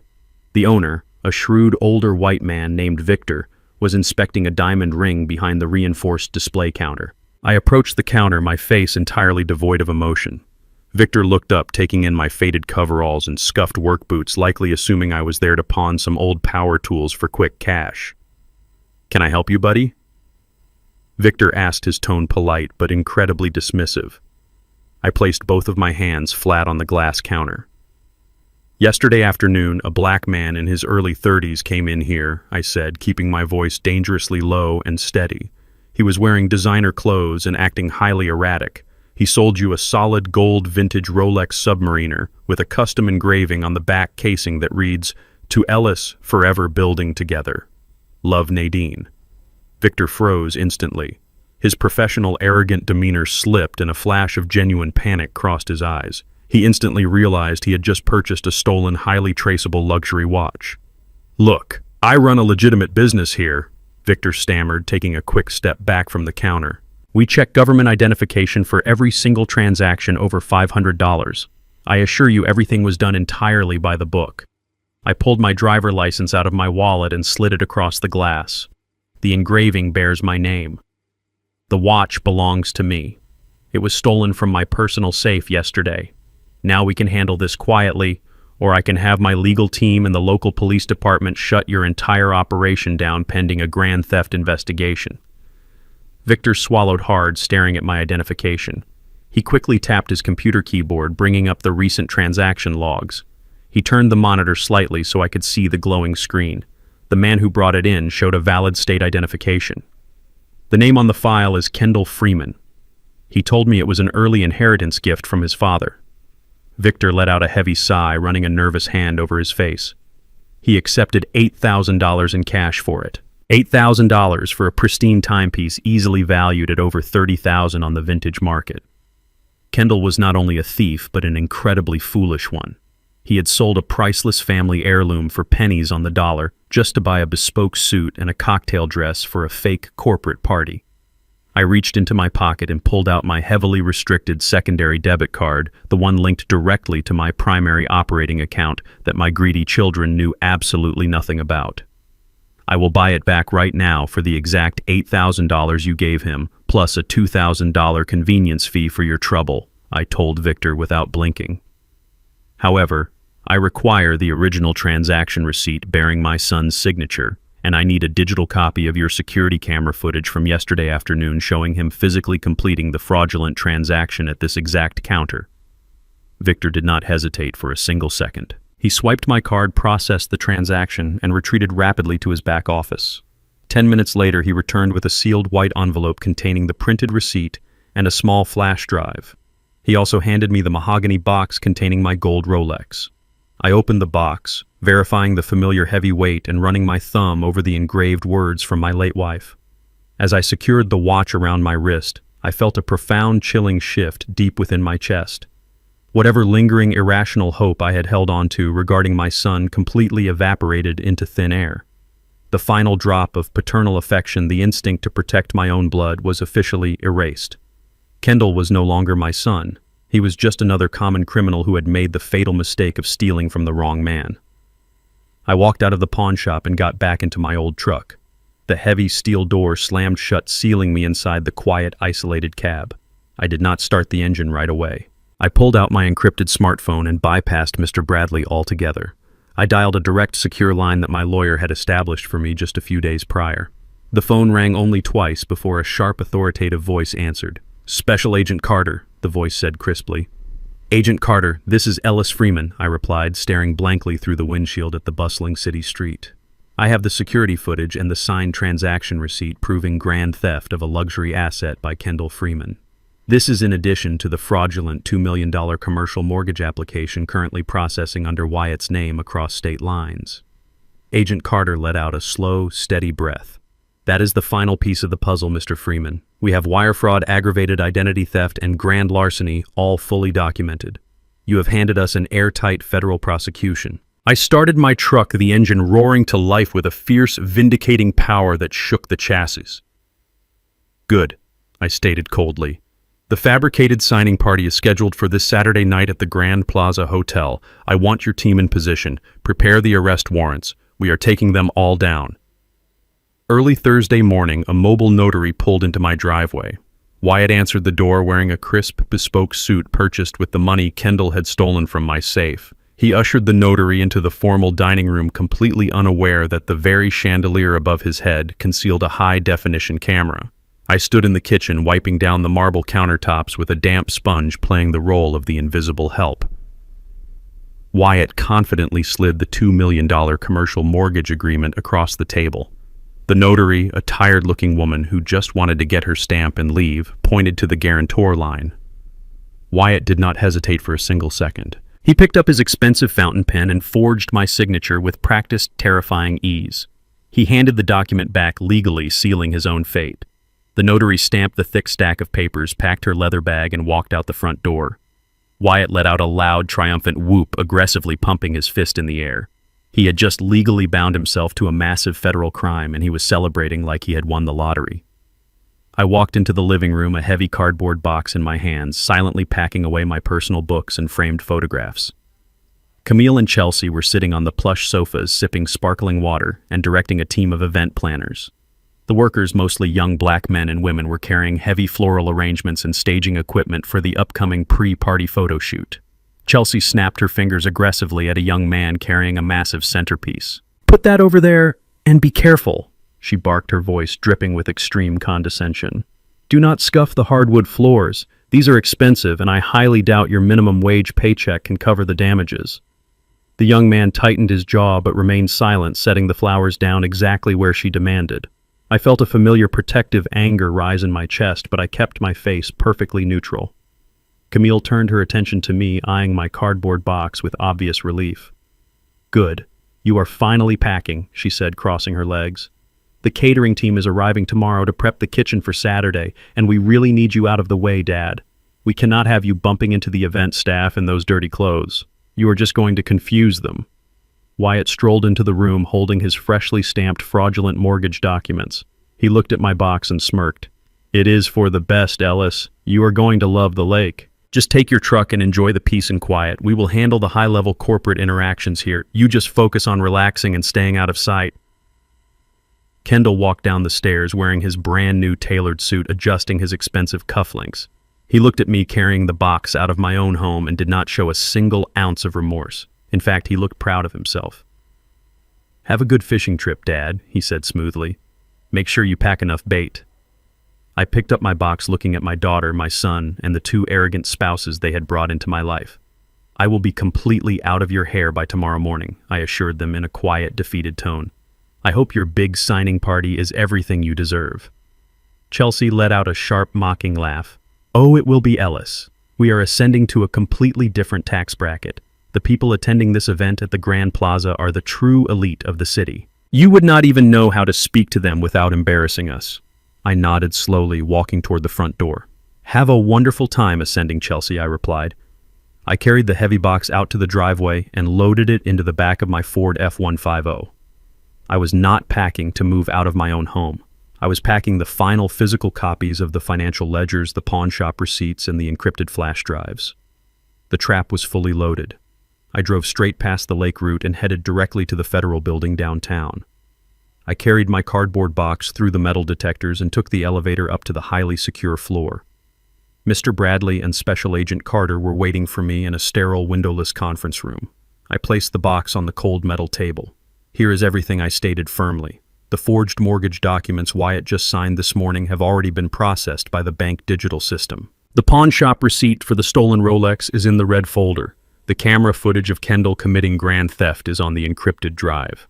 Agent Carter opened the box, meticulously inspecting the contents. He looked up at me, his expression grave and deeply respectful. "Mr. Freeman, you have executed this flawlessly. We have coordinated with the local police department regarding your son and daughter-in-law. The federal warrants for your son-in-law are already signed by a federal judge." As we reviewed the final operational timeline, I remembered the grueling days I spent building my construction company. I remembered facing predatory banks that point-blank refused to loan capital to a black contractor, forcing Nadine and me to bootstrap every single project with our own blood and sweat. We built an empire through sheer integrity, undeniable skill, and a relentless grind. Now these entitled, lazy children were trying to steal that exact empire through cheap lies and blatant forgery. They believed their proximity to my wealth gave them the right to take it. Looking at the federal warrants resting on the table, I felt absolutely no remorse. Mr. Bradley closed his leather briefcase, snapping the heavy brass locks shut. "The Apex Trust representatives are scheduled to arrive at the Grand Plaza Hotel at exactly 8:00 on Saturday night," he said, smoothing his tailored suit jacket. "Wyatt is expecting a team of anonymous wealthy white investors to hand him a $5 million check to save his fake company. We will give him exactly the dramatic, highly public entrance he so desperately desires." Agent Carter nodded, sliding the thick stack of arrest warrants into his tactical jacket. "My undercover agents will be positioned at all the hotel exits," he confirmed. "We will quietly secure the entire perimeter before the VIPs arrive. Nobody is leaving that ballroom until I give the order." I thanked the men and walked out of the Federal Building, stepping into the bright, blinding sunlight of the bustling city. I climbed into my old battered truck and drove back toward my neighborhood, knowing this would be the last quiet night my so-called family would ever experience. The trap was fully primed, the bait was entirely swallowed, and the federal noose was officially tied tight. Saturday night was fast approaching, and the elite society Wyatt and Chelsea so desperately wanted to join was about to witness the most spectacular, devastating downfall in corporate history. I returned to my own driveway late Friday afternoon, parking my old Ford F-150 near the curb. The 6-bedroom estate I had built from the ground up was completely transformed into a chaotic staging ground for Wyatt's delusional success. Massive white rental tents were being erected on the back lawn, and fleets of luxury catering vans blocked the garage. I walked through the side entrance, keeping my head down, playing the role of the obedient, discarded old man. Inside, the sheer volume of their arrogance was suffocating. Wyatt was strutting through the grand foyer, barking orders into his brand new smartphone, presumably purchased on credit he still did not have. He was confirming the guest list for Saturday night, casually dropping the names of local politicians and minor celebrities he intended to impress. Camille and Chelsea were standing in the center of the kitchen, surrounded by towering floral centerpieces and stacked crystal glassware, acting as if they were royalty holding court. They were completely intoxicated by the illusion of their impending $5 million windfall, blissfully unaware that the federal government was already printing their arrest warrants. The air in the house was thick with expensive perfume and unearned superiority. I walked toward the refrigerator to grab a bottle of water, intentionally keeping my grease-stained coveralls visible, eager to see how far they would push their newfound fabricated power. Chelsea spotted me immediately and wrinkled her nose in extreme disgust. "Ellis, I thought you were supposed to be completely packed and gone by now." She snapped her manicured fingers, aggressively pointing toward the back door. "The elite catering staff is arriving in exactly 20 minutes for the final walkthrough. We cannot have you lingering around looking like you just crawled out of a sewer." Before I could even formulate a response, a young black woman in a crisp catering uniform accidentally bumped a heavy tray of champagne flutes against the edge of the marble island. The glasses chimed loudly but did not break. Camille spun around, her eyes flashing with unwarranted vicious fury. "Excuse me," Camille yelled, stepping directly into the young woman's personal space. "Are you entirely incompetent? Those are imported crystal. If you shatter a single glass, I am taking it directly out of your pathetic hourly wages. You people simply do not know how to operate in a high-class environment." The young woman looked down, apologizing softly, her shoulders tense with the familiar humiliation of dealing with entitled, wealthy clients. I felt my jaw lock tight. My own daughter, a black woman who had grown up with every advantage my sweat could buy, was actively degrading a hard-working young woman of her own race just to assert her fake dominance. Kendall strolled into the kitchen, adjusting the cuffs of a newly purchased bespoke silk suit undoubtedly paid for with the stolen pawn shop cash. He chuckled cruelly at the scene. "Just fire her, Camille. We are about to be worth $50 million. We do not have to tolerate subpar labor. We can afford to hire the best." I took a slow, deliberate sip of my water, locking eyes with my son. "She is just doing her job, Camille," I said, my voice quiet but carrying a razor-sharp edge. "There is absolutely no need to speak to her like she is beneath you. Honest work deserves respect." Wyatt walked in from the foyer, catching the tail end of my sentence. He let out a loud, barking laugh that echoed off the vaulted ceilings. "Honest work, Ellis. Is that what you call unclogging toilets and patching drywall for minimum wage? We are operating on an entirely different level now. We are the job creators. We command the respect. You are just upset because you do not understand how real wealth operates." He stepped closer to me, aggressively invading my physical space. "Now grab your cheap fishing gear and get out of my house. Your depressing presence here is dragging down the entire property value." I looked at Wyatt's smug, punchable face, then at my daughter and son who were standing behind him with proud, arrogant smirks. I remembered the sweltering summers in the late 80s when Nadine and I were laying the very literal foundations of our commercial construction company. We faced ruthless systemic racism from white bankers who point-blank refused to loan us capital. We worked side by side, pouring concrete and framing heavy walls until our hands bled, bootstrapping every single project. We built our massive fortune by respecting every single laborer, every plumber, and every electrician who stepped onto our job sites. We knew that true wealth was built on uncompromising integrity and mutual respect. Now these four parasites were standing in the beautiful kitchen I bought, wearing clothes they stole from my personal safe, insulting the working class, and loudly claiming they were the masters of the universe. They were completely hollow. They possessed no actual skills, no real capital, and absolutely no honor. They had forged my signature on federal documents, stolen my late wife's precious jewelry, and planned to lock me in a psychiatric ward just to maintain this pathetic temporary illusion. I did not argue. I did not defend my dignity or the dignity of the young catering woman. Arguments are for people who still want to salvage a relationship. I was simply observing the final fleeting moments of their freedom. "You are absolutely right, Wyatt," I said smoothly, setting my water bottle down on the counter. "I am just a simple man. I will leave you to your massive success." I walked down the hallway to my bedroom and grabbed a small, worn duffel bag containing a change of clothes and the last of my encrypted hard drives. I walked back through the grand foyer, not looking back at the four criminals toasting their impending victory. I stepped out into the humid evening air, climbed into my heavy Ford F-150, and fired up the loud engine. As I pulled out of the driveway, I watched the massive rental tents glowing brilliantly in my rearview mirror. They were actively preparing for the party of the century, a glamorous corporate coronation for Wyatt's tech empire and Camille's desperate social climbing dreams. They fully expected a team of anonymous, wealthy, white venture capitalists to arrive at the Grand Plaza Hotel tomorrow night and hand them a $5 million check. They expected to ascend to the absolute peak of high society, leaving me to rot in an affordable care facility. I drove my truck toward the cheap motel I had booked on the outskirts of town, a quiet, cold smile spreading across my face. Saturday night was only 24 hours away.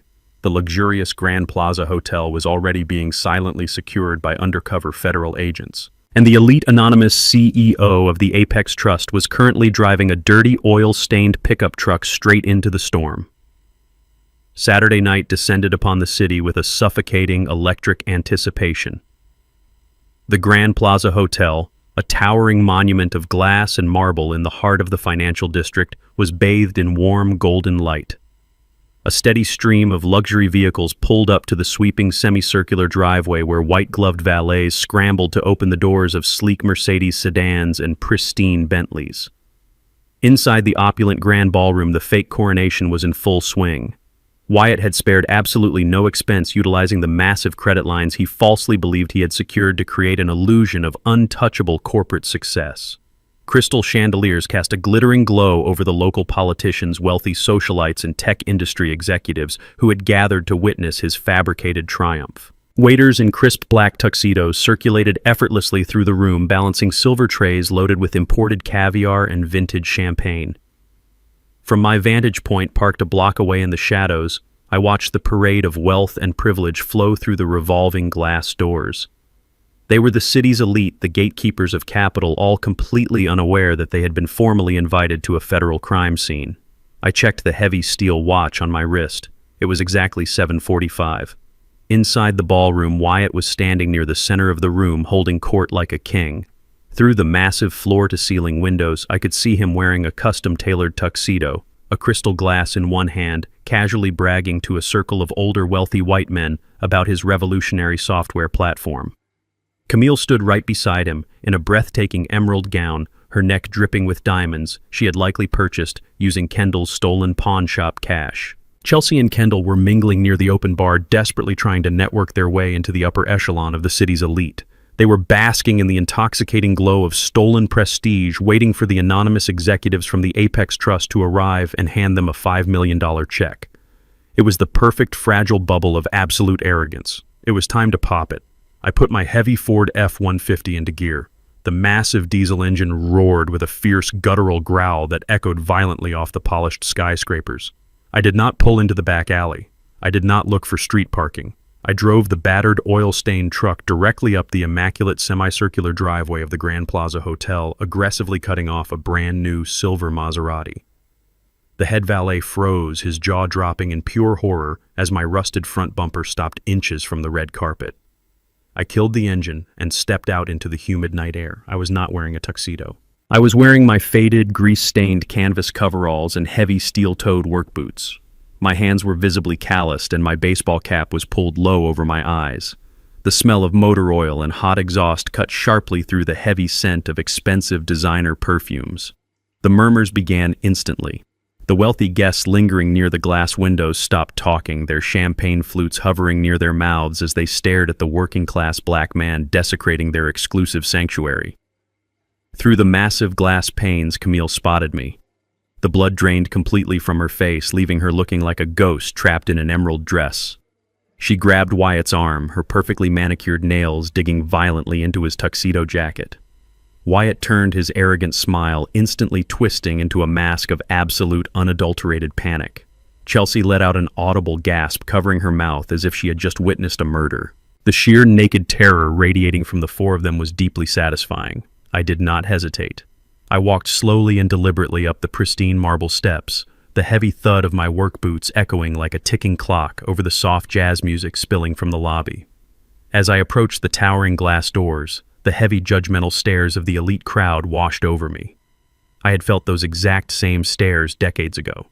I remembered standing in the lobbies of banks that looked just like this one, holding meticulously prepared construction blueprints only to be dismissed by smug loan officers who refused to fund a black contractor. Nadine and I had endured their sneers, their polite rejections, and their systemic barriers. We fought tooth and nail bleeding for every single dollar until we possessed enough capital to buy the very buildings those bankers operated out of. Now my own children were eagerly seeking the validation of those same gatekeepers, completely willing to erase their own father to fit into a world of empty white-collar privilege. They were ashamed of the very hands that had built their effortless lives. A young black valet rushed up to me looking incredibly nervous, his eyes darting toward the hotel management who were already rushing across the lobby. "Sir, you cannot park that here," the young man whispered urgently. "You have to move it to the service entrance before they call the police." I looked at the young man, offering him a warm, reassuring smile. I handed him a crisp $100 bill along with my truck keys. "Leave it right there, son," I said softly. "It is exactly where it belongs tonight." I reached up and discreetly tapped the small wireless earpiece hidden beneath the brim of my cap. The crisp professional voice of Mr. Bradley crackled into my ear. "The perimeter is fully secured, Mr. Freeman. Special Agent Carter has his undercover team positioned at all 4 exits. The ballroom is completely locked down. Proceed when ready." Before I could even reach for the brass handle of the main entrance, the heavy doors violently burst open. Wyatt charged out onto the red carpet, his face flushed a dark, furious purple. His pristine tuxedo jacket was flaring open as he practically sprinted toward me. "What in the hell are you doing here?" he hissed, his voice trembling with a venomous, barely contained rage. He grabbed my shoulder, his fingers digging aggressively into my canvas coveralls. "I told you to stay away. The CEO of the Apex Trust is arriving in less than 10 minutes. You are going to ruin my entire life. Get back in that disgusting piece of trash and leave immediately before I have you arrested for trespassing." Camille and Chelsea were right behind him, their faces contorted in sheer panic and extreme humiliation. "Security!" Camille shrieked, waving frantically at the 2 massive uniformed hotel guards rushing out of the lobby. "Remove this man immediately. He does not belong here. He is harassing our guests." The 2 large security guards quickly closed the distance, their hands reaching out aggressively to grab my arms and physically drag me down the marble steps. The wealthy guests pressed against the glass, eagerly watching the poor, dirty handyman get violently ejected from their elite paradise. I did not step back. I did not raise my hands to defend myself. I simply stared dead into Wyatt's terrified, greedy eyes, waiting for the final curtain to drop. The heavy hands of the hotel security guards clamped down hard on my shoulders. I planted my steel-toed boots firmly onto the polished marble of the Grand Plaza entrance. I did not struggle, but I did not yield a single inch. I had hauled hundreds of pounds of concrete and steel for decades. 2 men in cheap suits were not going to move me unless I allowed it. Wyatt was practically hyperventilating, his face inches from mine, his breath smelling of expensive scotch and raw panic. He leaned in so close that only I could hear the venom dripping from his teeth. "I will destroy you for this!" "Ellis, Wyatt," hissed, his voice shaking with a violent, barely contained rage. "If you cost me this $5 million deal, I will personally see to it that you spend the rest of your miserable life rotting in a state-run psychiatric ward. I will take your house, your dignity, and everything you have ever cared about. I will wipe your name from this earth." I looked at the beads of sweat forming on his forehead, completely unfazed by his pathetic threats. "You are in no position to take anything from anyone, Wyatt," I replied in a low, even tone. "You are currently standing in a rented tuxedo hosting a party with stolen money, waiting for a savior who is never going to rescue you." Camille pushed past her husband, her emerald gown shimmering under the bright entrance lights. Her eyes were completely devoid of the little girl I had raised. She looked at me with a level of disgust usually reserved for vermin. "How could you be so incredibly selfish?" She snarled, her manicured hands balled into tight fists. "We are finally stepping into the upper echelon of society. We are finally breaking free from that mediocre working-class existence you forced us to endure. And you show up here smelling like a mechanic just to humiliate us. You are pathetic. You are nothing but an anchor trying to drag us down to your level. Security, get him out of my sight right now." Chelsea strutted out of the revolving glass doors, adjusting the diamond necklace around her throat. She did not even bother to lower her voice, clearly wanting the elite crowd pressed against the lobby glass to hear her fabricated narrative. "Please forgive this disruption, everyone," Chelsea announced loudly, waving a dismissive hand toward me. "This is just a confused, disgruntled handyman who used to do some minor plumbing work for our estate. He clearly forgot to take his medication and wandered to the wrong address. The authorities will handle him shortly." Kendall stepped out right behind his wife, looking impeccably sharp in the bespoke suit he had purchased with the cash from my stolen vintage Rolex. He did not look like my son. He looked like a cheap, hollow imitation of a wealthy man. He grabbed my arm, trying to yank me toward the truck, but my grip on my own stance was unbreakable. "Dad, stop embarrassing yourself and get back in that garbage truck," Kendall muttered through gritted teeth, aggressively refusing to make eye contact with me. "You do not belong here. You never belonged in a place like this. Go back to your dirty tools and let us handle the real money." I stared at Kendall, my own flesh and blood. The watch on his wrist was an expensive imitation, a fake luxury item bought with the sacrifice of his own mother. He was entirely willing to publicly disown me, to label me a confused laborer in front of a crowd of wealthy strangers just to maintain the fragile illusion of his fake prosperity. I felt the final definitive snap of the paternal bond. There was no going back from this moment. "You are absolutely right, Kendall," I said, my voice echoing clearly over the commotion. "I do not belong in a world built entirely on fraud, theft, and desperate lies. I build things that actually last. You just steal things that do not belong to you." Wyatt's face turned an alarming shade of purple. He signaled frantically to the hotel manager, who was rushing down the marble steps with a walkie-talkie pressed tightly to his ear. "Call the police immediately," Wyatt demanded, his voice booming across the elegant entryway. "I want this man arrested for trespassing, harassment, and public intoxication. Have his disgusting vehicle towed to the city impound. We have a billionaire CEO arriving at any second, and I will not allow this trash to ruin a $50 million valuation." The wealthy guests inside the lobby were whispering to each other, pointing at my grease-stained coveralls and shaking their heads in collective disapproval. They saw exactly what Wyatt wanted them to see. A poor, uneducated black man causing a violent scene at a high society event.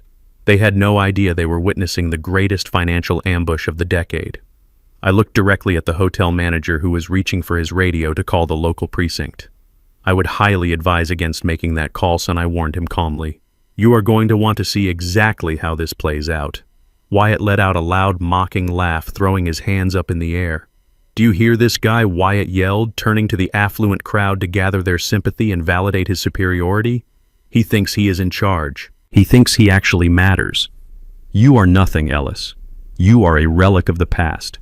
You will die in that empty house with nothing to your name while we ascend to the absolute peak of the financial world. Now get your hands off my property and get out of my face." I did not flinch. I did not break eye contact. I simply raised my right hand and gently tapped the hidden earpiece beneath the brim of my cap. "It is time," I whispered softly.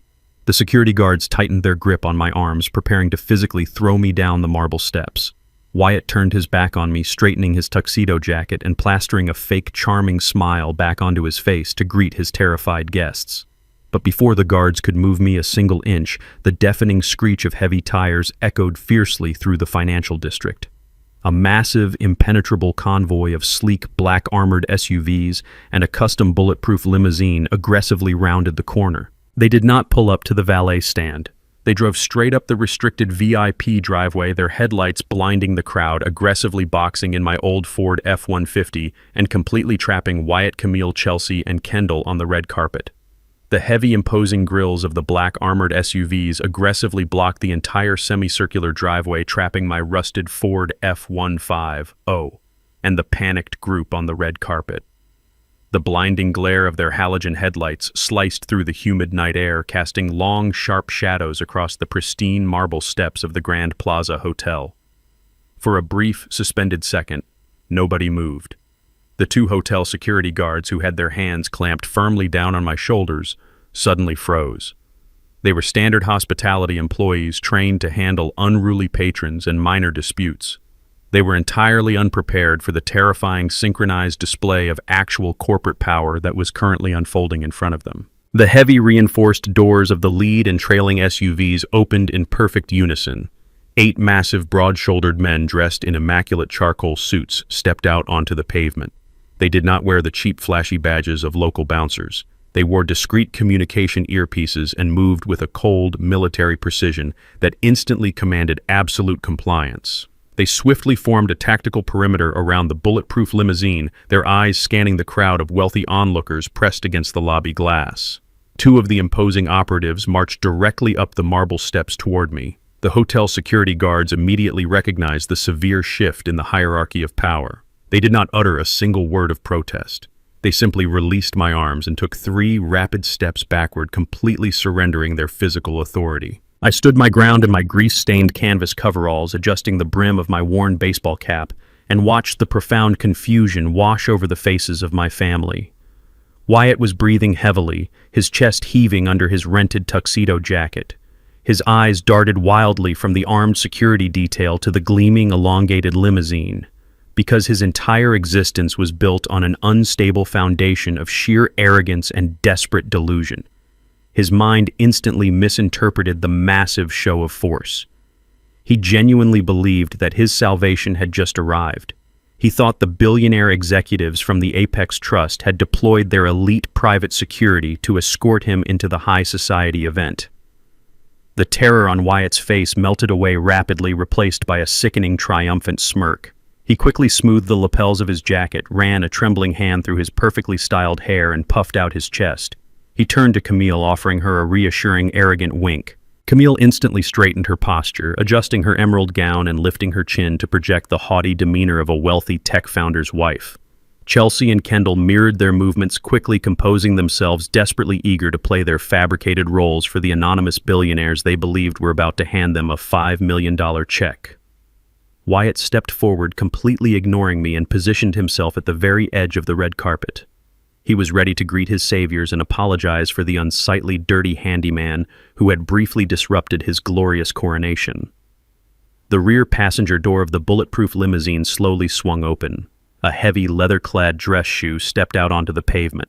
Mr. Bradley emerged from the luxurious interior of the vehicle. He looked absolutely immaculate. He wore a custom-tailored navy blue Tom Ford suit, a crisp white shirt, and a silk tie perfectly knotted at his collar. He carried a thick leather-bound portfolio under his left arm, the exact portfolio containing the ironclad federal trap contract that Wyatt had eagerly agreed to sign. Mr. Bradley adjusted his cuffs, his sharp, analytical eyes sweeping over the grand entrance of the hotel. He exuded an aura of immense, untouchable wealth and undeniable legal authority. He was the absolute embodiment of the elite corporate world that Wyatt so desperately wanted to infiltrate. Wyatt's eyes lit up with sheer, unadulterated greed. He stepped off the marble steps and walked briskly toward the limousine, extending his right hand in a grand, welcoming gesture. "Welcome to the Grand Plaza Hotel," Wyatt projected loudly, ensuring his voice carried over the ambient noise of the idling engines so the wealthy guests inside the lobby could hear him. "I am Wyatt, the founder and CEO. We are incredibly honored to host the Apex Trust tonight. Please accept my deepest apologies for the minor disturbance at the entrance. We are currently having that confused trespasser removed from the premises so we can proceed with the signing." I watched my son-in-law offer his hand, his entire future banking on this single fabricated interaction. Mr. Bradley did not slow his pace. He did not extend his hand in return. He did not even look at Wyatt. Mr. Bradley walked right past the desperate, fraudulent tech CEO as if he were completely invisible. He treated Wyatt exactly the way Wyatt had treated me for the past 5 years, like an irrelevant, invisible speck of dirt on the pavement. Wyatt's outstretched hand hung pathetically in the empty air. His triumphant smile shattered instantly, replaced by a look of profound, agonizing confusion. Camille let out a small, sharp gasp, stepping back as the private security operatives seamlessly formed a protective barrier between the lawyer and her husband. Kendall and Chelsea stared in absolute shock, their social climbing dreams colliding violently with a reality they could not yet comprehend. Mr. Bradley marched directly up the marble steps, walking straight toward me. The wealthy onlookers, pressing their faces against the heavy glass doors of the lobby, watched in breathless fascination. They expected the high-powered executive to order his security team to violently throw the dirty working-class black man off the property. Instead, Mr. Bradley stopped exactly 2 feet in front of me. He offered a crisp, formal nod of profound respect, acknowledging my absolute authority without speaking a single word. The silence that fell over the entrance of the Grand Plaza Hotel was heavy and suffocating. It was the kind of absolute, terrifying quiet that precedes a catastrophic explosion. You could hear the distant wail of a city siren and the quiet hum of the armored engines, but no one on the red carpet dared to take a breath. The sheer, undeniable tension was wrapping around Wyatt's throat like a physical vice. He stared at Mr. Bradley, then at me, his mind frantically trying to process the impossible visual of a top-tier corporate lawyer showing deference to an oil-stained handyman. Mr. Bradley turned his back to Wyatt and faced the grand entrance of the hotel. To the left of the heavy revolving doors stood a sleek, modern podium setup intended for the valet manager to announce arriving VIP guests. One of the private security operatives stepped forward swiftly, unplugged the valet microphone from its stand, and handed it directly to the lawyer. Mr. Bradley gripped the microphone firmly in his right hand. He tapped the heavy steel mesh once. A sharp, resonant thump echoed through the outdoor speakers and reverberated across the immaculate marble courtyard. The sound sliced through the humid night air, instantly silencing any remaining whispers from the affluent crowd gathered behind the lobby glass. The stage was perfectly set. The trap was entirely secured. The elite society that Wyatt, Camille, Chelsea, and Kendall had lied, stolen, and forged federal documents to impress was now a captive audience. They were all waiting for the anonymous representative of the multi-billion-dollar Apex Trust to speak. The crisp, sharp thump of Mr. Bradley tapping the valet microphone echoed ominously across the immaculate marble courtyard. The sound sliced through the heavy, humid night air, carrying perfectly through the outdoor speakers and penetrating the thick glass doors of the Grand Plaza Hotel. Inside the opulent grand lobby, the bustling high society event came to an abrupt, jarring halt. The wealthy tech executives, the local politicians, and the elite socialites pressed against the glass immediately ceased their conversations. The clinking of crystal champagne flutes vanished. The soft ambient jazz music spilling from the interior speakers suddenly felt entirely out of place. Everyone was completely captivated by the intense, bizarre standoff unfolding on the red carpet.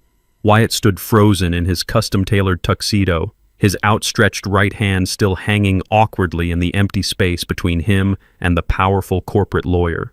He slowly lowered his arm, his chest heaving with erratic, panicked breaths.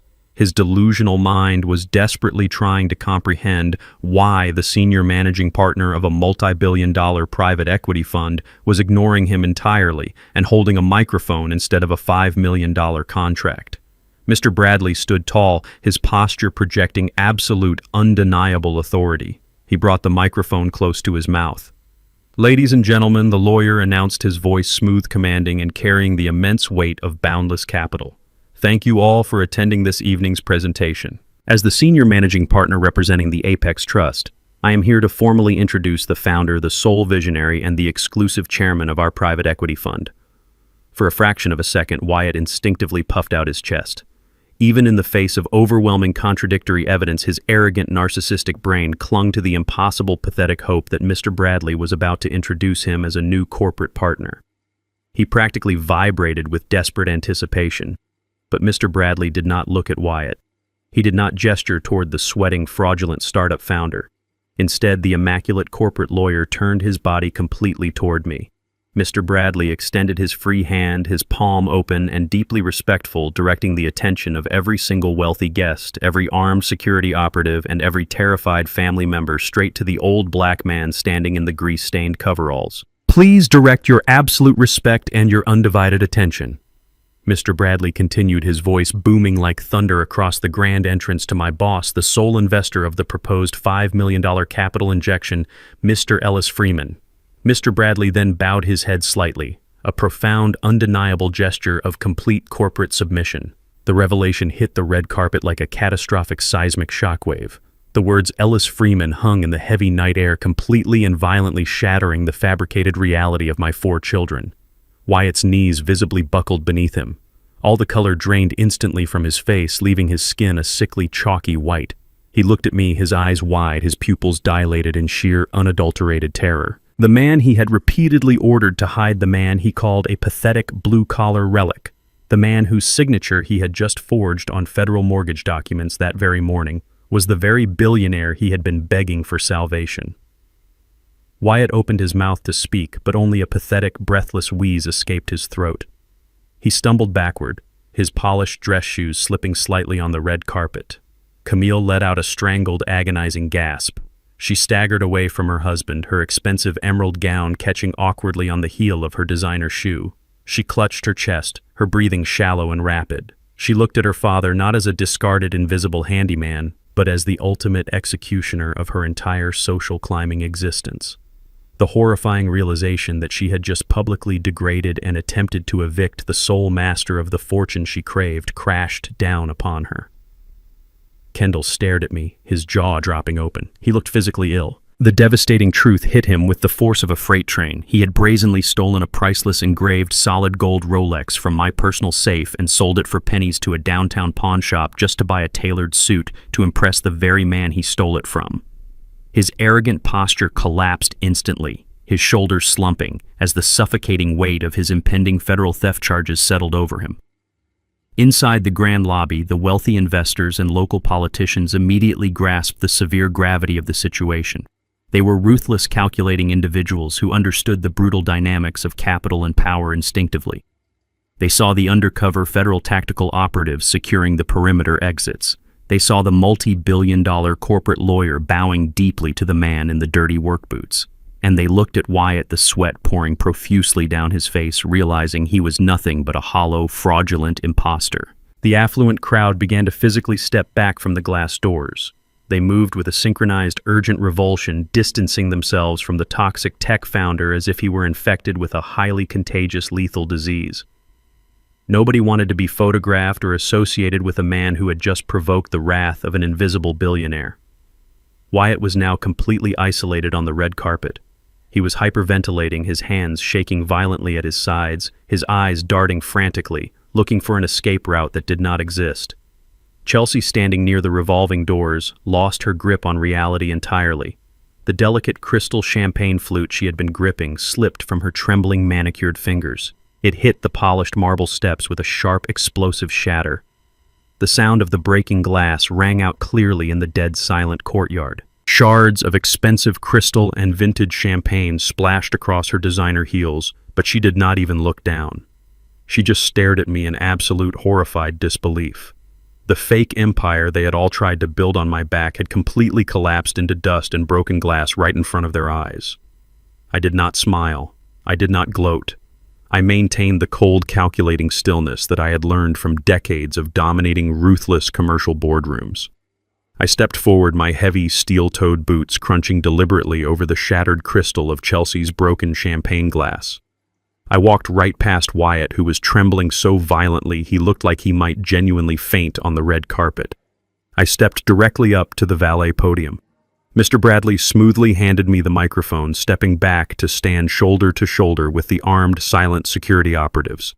I reached up with my grease-stained fingers and slowly adjusted the brim of my faded baseball cap. I looked through the massive glass doors at the elite crowd who had just sneered at me moments ago, and then I turned my gaze directly onto Wyatt. The microphone crackled slightly as I brought it to my mouth.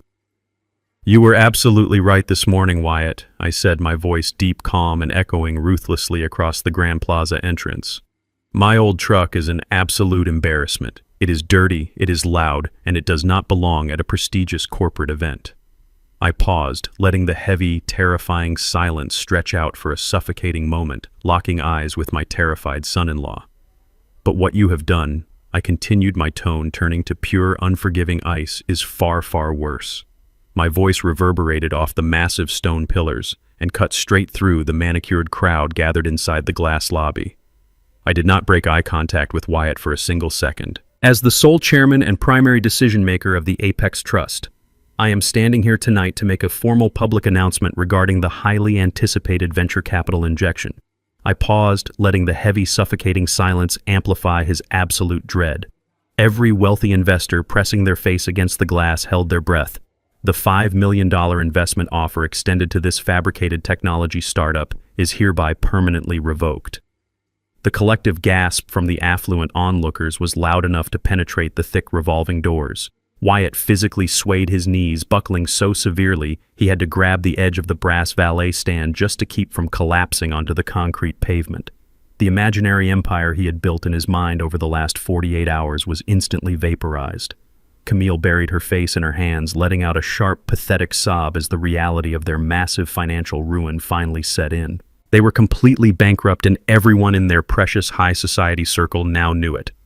I handed the microphone back to the terrified valet and turned toward Mr. Bradley. The impeccably dressed lawyer stepped forward, unzipping the heavy leather portfolio he had been carrying tightly under his arm. He retrieved a thick stack of legal documents, their edges crisp and undeniably official. I took the papers from his hands and walked directly up to Wyatt, dropping the heavy stack squarely onto the valet podium with a loud, authoritative slap. "These are not just investment cancellation forms, Wyatt," I stated, my voice dropping to a low, lethal register that only he, my daughter, and the immediate security detail could hear.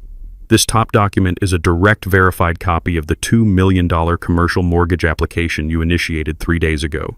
The exact application where you deliberately and fraudulently forged my signature to leverage my personal estate." Wyatt stared down at the printed pages, his mouth opening and closing soundlessly like a suffocating fish. His eyes darted toward Mr. Bradley, begging silently for some sort of legal loophole, but he found nothing but cold corporate hostility. "You thought you were a financial genius?" I continued, relentlessly ensuring every word acted as a hammer blow to his fragile ego. "You thought you could bypass the federal banking system by stealing an old man's social security card from a floor safe. But you did not outsmart anyone. I instructed my legal team to let that specific loan process. I watched you happily sign your own name to a massive federal wire fraud scheme. You did not secure funding for your fake company. You secured a mandatory minimum sentence in a federal penitentiary." Camille stepped forward, her emerald dress rustling aggressively against the pavement. She reached out with a trembling hand, her eyes filled with desperate, manipulative tears that had worked on me so many times when she was a child. "Dad, please," she begged, her voice cracking under the sheer weight of her impending destruction. "He made a mistake. We were just so incredibly desperate for the business to succeed. We can cancel the loan tomorrow morning. We can give the house back to you. You cannot do this to your own family. We are your blood." I looked at my daughter, feeling absolutely nothing but profound, hollow disappointment.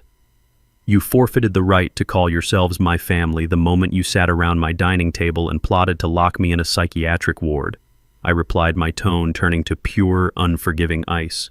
Mr. Bradley reached into his pocket and handed me a small, encrypted digital recorder. I pressed a single button, holding the device up for them to see. The crisp, clear audio of Wyatt's voice filled the tight space between us. "The old man is clearly losing his mind. We will get a psychiatric certificate. Once we have medical power of attorney, he will lose all control of the estate." The recording clicked off, leaving a ringing silence. Camille staggered backward as if she had been physically struck by a heavy blow. She knew I had heard every single vile word. The brutal, undeniable truth of their malicious medical conspiracy was out in the open, completely obliterating any pathetic excuse she could possibly fabricate to save herself. I turned my back on Wyatt and Camille, shifting my unwavering, furious focus directly to Kendall and Chelsea. They were huddled together near the edge of the red carpet, looking exactly like terrified rats caught in a blinding spotlight. Kendall was sweating profusely, the moisture seeping through the collar of his brand-new bespoke suit. I reached into the front pocket of my canvas coveralls and pulled out a crumpled white envelope. I walked over and tossed it directly at his chest with a flick of my wrist. The envelope hit his lapel and a small printed receipt fluttered out, landing face up on the pristine marble steps. "That is the exact transaction log from the downtown pawn shop," I stated coldly, watching his eyes widen in sheer, unadulterated horror. "You broke into my personal safe to steal the solid gold Rolex your mother bought me for our 20th wedding anniversary. You took a priceless family heirloom and sold it to a stranger for $8,000 just so you could buy a cheap suit and your wife could buy a designer dress for a corporate party that was never going to happen." Chelsea let out a high-pitched, hysterical whine, desperately looking around to see if the wealthy guests inside were close enough to hear the brutal accusation of common theft. Kendall could not even meet my gaze. He stared down at his expensive leather shoes, completely stripped of his arrogant bravado and unearned pride. "You both absolutely disgust me," I continued, my voice echoing with absolute crushing finality. "You stole the very memory of your hard-working mother to fund a pathetic, shallow illusion of wealth." The crushing reality of the situation finally broke Wyatt's paralyzed state. The overwhelming weight of the massive federal crimes, the utter public humiliation in front of the city elite, and the absolute undeniable destruction of his fake empire triggered his cowardly fight-or-flight response. He looked past me, his wild, bloodshot eyes locking onto the dark, empty alleyway adjacent to the sprawling hotel courtyard.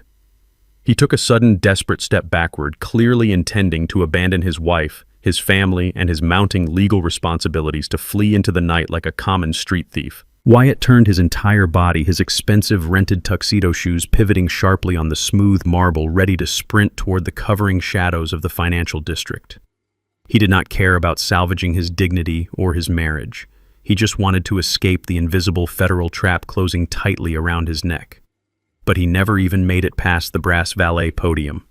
Before his front foot could strike the pavement for a second step, the heavy reinforced double doors of the hotel lobby were violently kicked open from the inside.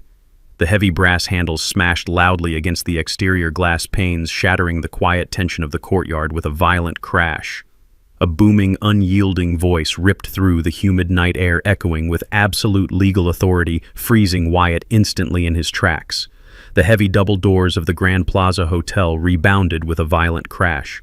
Out from the glittering, affluent lobby stormed 6 imposing figures. They did not wear the crisp tuxedos of the tech elite or the standard uniforms of local patrolmen. They were clad in dark, tactical windbreakers, the bold yellow letters of the FBI glaring under the harsh exterior lights. Heavy gold and silver badges hung from chains around their necks, catching the reflection of the armored SUVs blocking the driveway. Special Agent Carter led the tactical formation, his face a mask of uncompromising federal authority. They moved with a terrifying, synchronized precision, instantly fanning out across the red carpet to sever every conceivable escape route. Wyatt remained completely paralyzed, his expensive rented dress shoes rooted to the polished marble. The flight response that had urged him to sprint into the dark alley completely evaporated, replaced by the crushing, suffocating reality of a multi-agency federal raid. The wealthy guests pressed against the lobby glass, gasped collectively, their champagne flutes trembling as the sheer magnitude of the law enforcement presence transformed the luxurious corporate event into an active, high-stakes crime scene. Wyatt Matthew Hayes, Special Agent Carter, announced, projecting absolute legal finality over the stunned crowd. "You are under arrest for 2 counts of federal wire fraud and 1 count of aggravated identity theft." Carter did not wait for a response or a pathetic explanation. 2 massive federal agents lunged forward, grabbing Wyatt by the shoulders of his rented tuxedo. They spun him around violently, slamming his chest hard against the brass valet podium. Wyatt let out a sharp, breathless grunt as his arms were wrenched behind his back.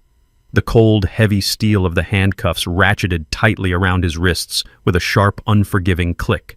He did not fight back. He simply wept, his tears dripping onto the polished brass as his fake empire officially shattered into federal custody. "I am not a criminal," Wyatt sobbed, his voice cracking in total humiliation. "I was just trying to secure funding.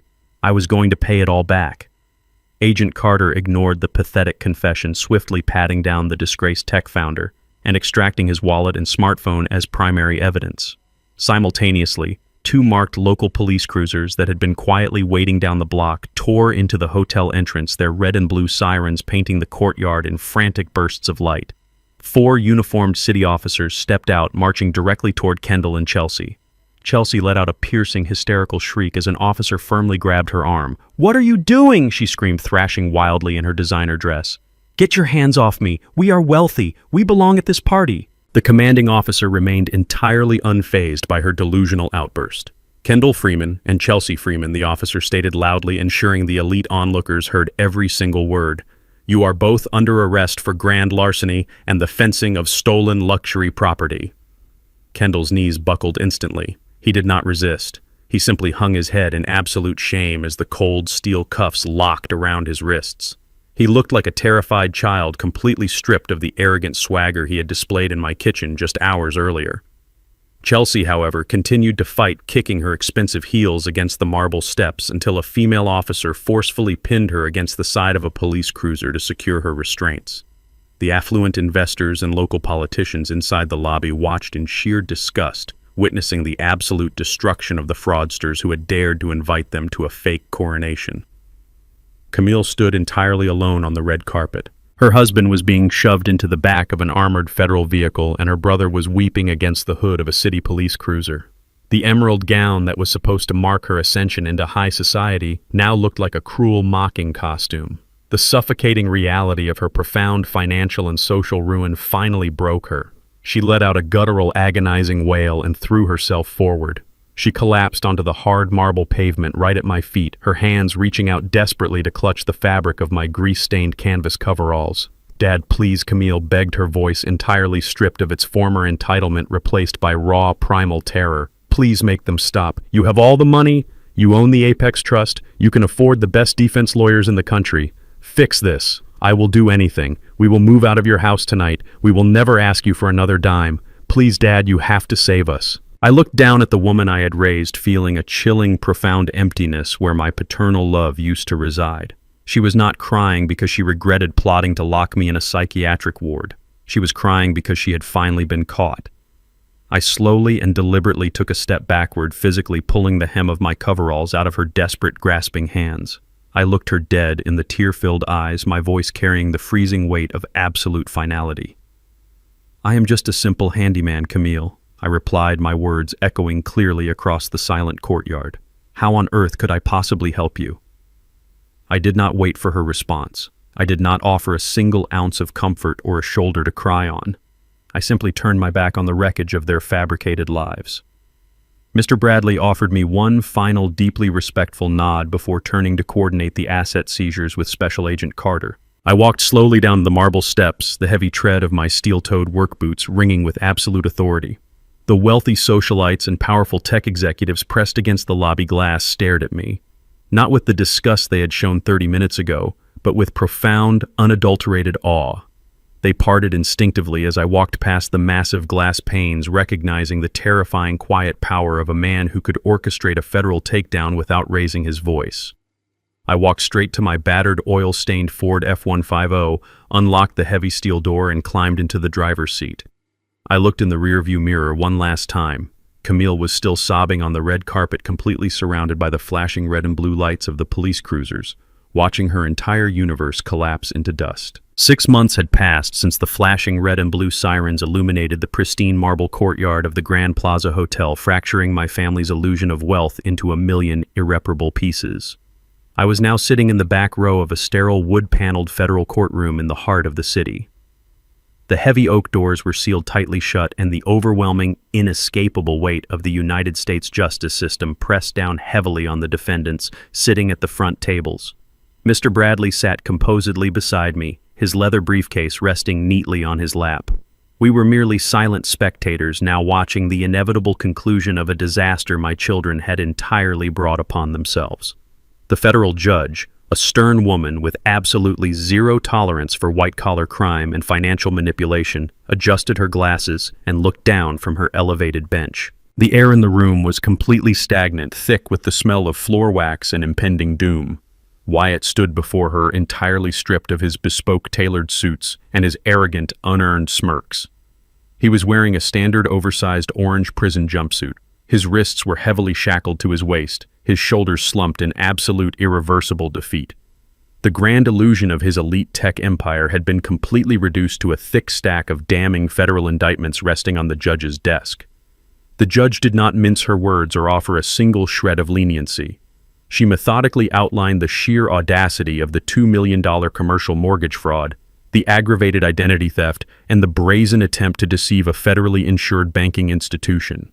"Wyatt Matthew Hayes," she announced, her voice echoing with cold, uncompromising finality, "you are sentenced to 15 years in a federal penitentiary without the possibility of early parole." Wyatt physically collapsed against the defense table, letting out a hollow, agonizing sob as the armed federal marshals immediately hauled him away. There would be no luxury chalets, no expensive green smoothies, and no high society galas in his foreseeable future. He was facing a decade and a half of bare concrete walls and heavy steel doors. Kendall and Chelsea were next on the docket, facing the local municipal judge in a separate hearing later that exact same afternoon for the brazen theft of Nadine's solid gold Rolex.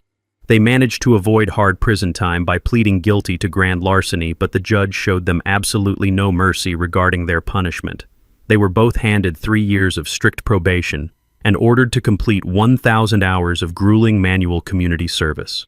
The very next week, I drove my truck past the city highway and saw them wearing bright yellow reflective vests, sweating profusely under the unforgiving summer sun. The couple who had once turned up their noses at my honest labor were now actively picking up discarded fast food wrappers and filthy trash from the muddy roadside ditches.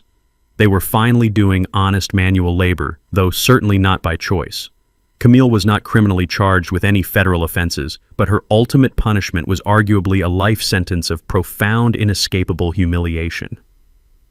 Without my silent financial safety net, and with Wyatt's assets entirely seized by federal authorities to pay back his massive list of defrauded creditors, she was left completely destitute.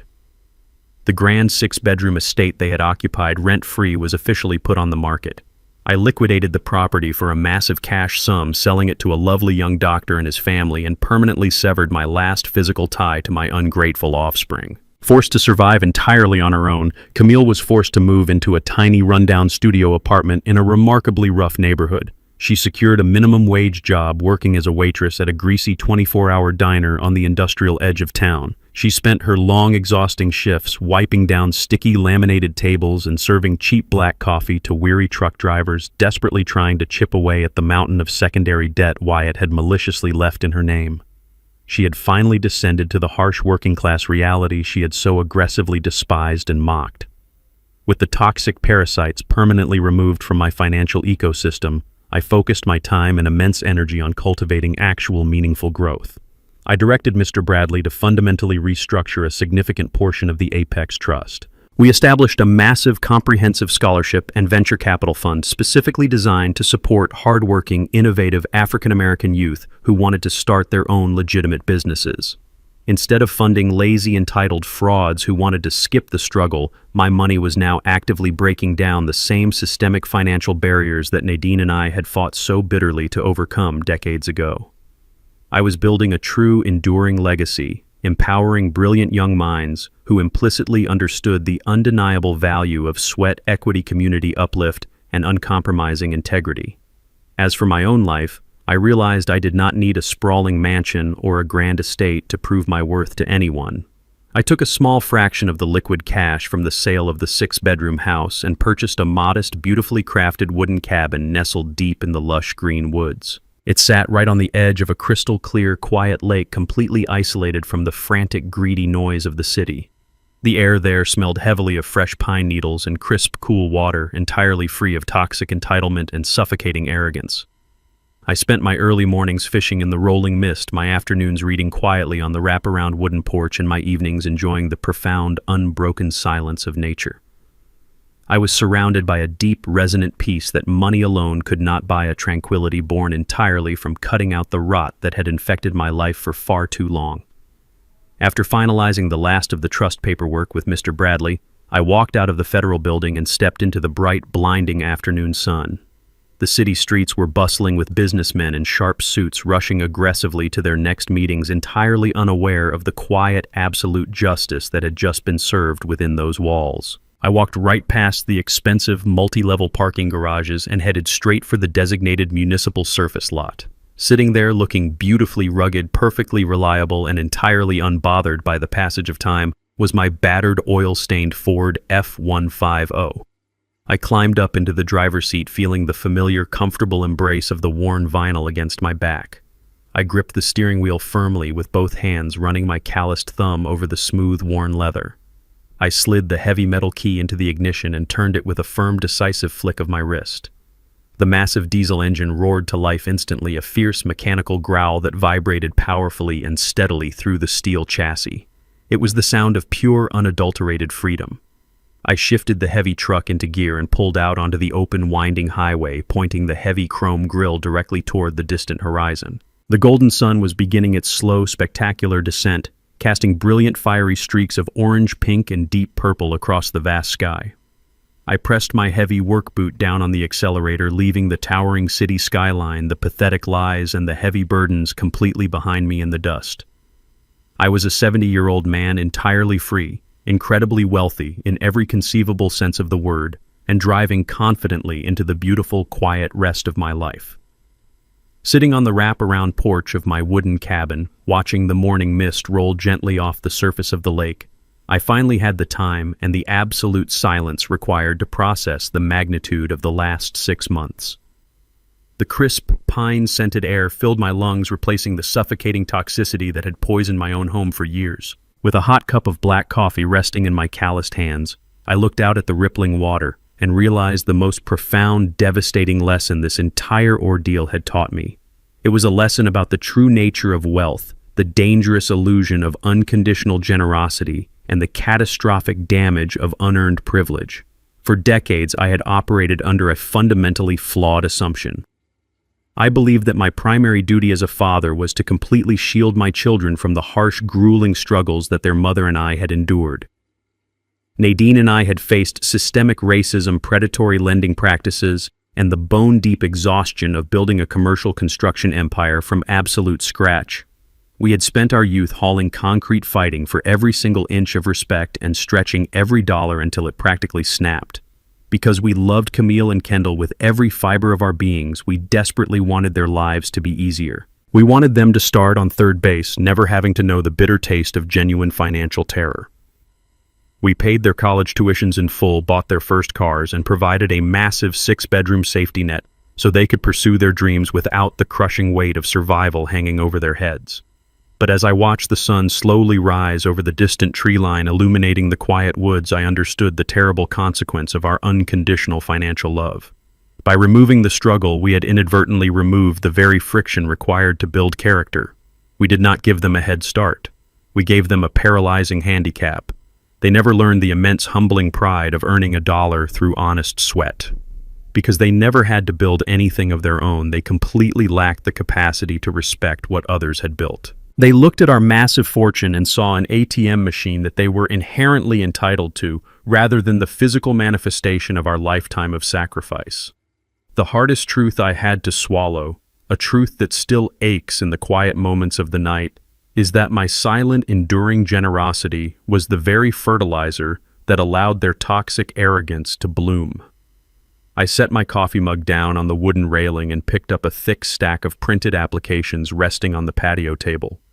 They were the first batch of candidates for the newly restructured Apex Trust Venture Capital Fund. I slowly turned the pages, reading the meticulous business plans and passionate personal essays of brilliant, hardworking young African-American men and women.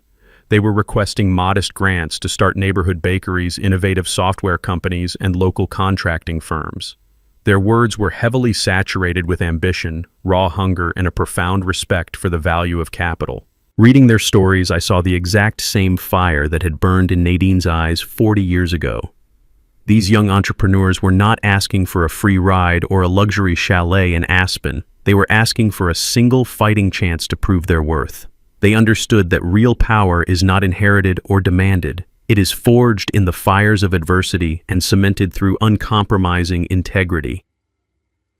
By redirecting my wealth away from my entitled, fraudulent offspring and toward these relentless, hungry innovators, I was finally doing what I should have done decades ago. I was investing in actual character. I learned that blood does not automatically grant someone a permanent, irrevocable lease on your soul, your dignity, or your bank account. True family is not defined by shared DNA or a common last name. It is entirely defined by mutual respect, shared values, and a love that does not evaporate the second the financial well runs dry. I had to endure the ultimate betrayal, the agonizing realization that my own children viewed me as a disposable, blue-collar nuisance, to finally break the chains of my own paternal guilt. Setting ironclad, unforgiving boundaries was not an act of cruelty. It was the ultimate act of self-preservation, and ironically, the only real parenting I had done in years. I forced them to face the brutal, uncompromising reality of the world, a reality where fraudulent actions carry devastating federal consequences, and where respect must be earned, not demanded. As the morning sun fully illuminated the tranquil lake, casting a brilliant, blinding golden light across the rippling water, I leaned back in my wooden rocking chair. I felt a profound, unshakable peace settle deep into my bones. The heavy, agonizing burdens of my past were permanently severed, locked away in federal penitentiaries and run-down diners. I was a 70-year-old man who had successfully reclaimed his empire, his narrative, and his absolute freedom. I had learned the hardest lesson of all, but I had survived to tell the tale richer in spirit and wisdom than ever before. If my journey has reminded you of your own worth, please let me know your thoughts in the comments below, and do not forget to like and subscribe for more stories of surviving betrayal and reclaiming your absolute power.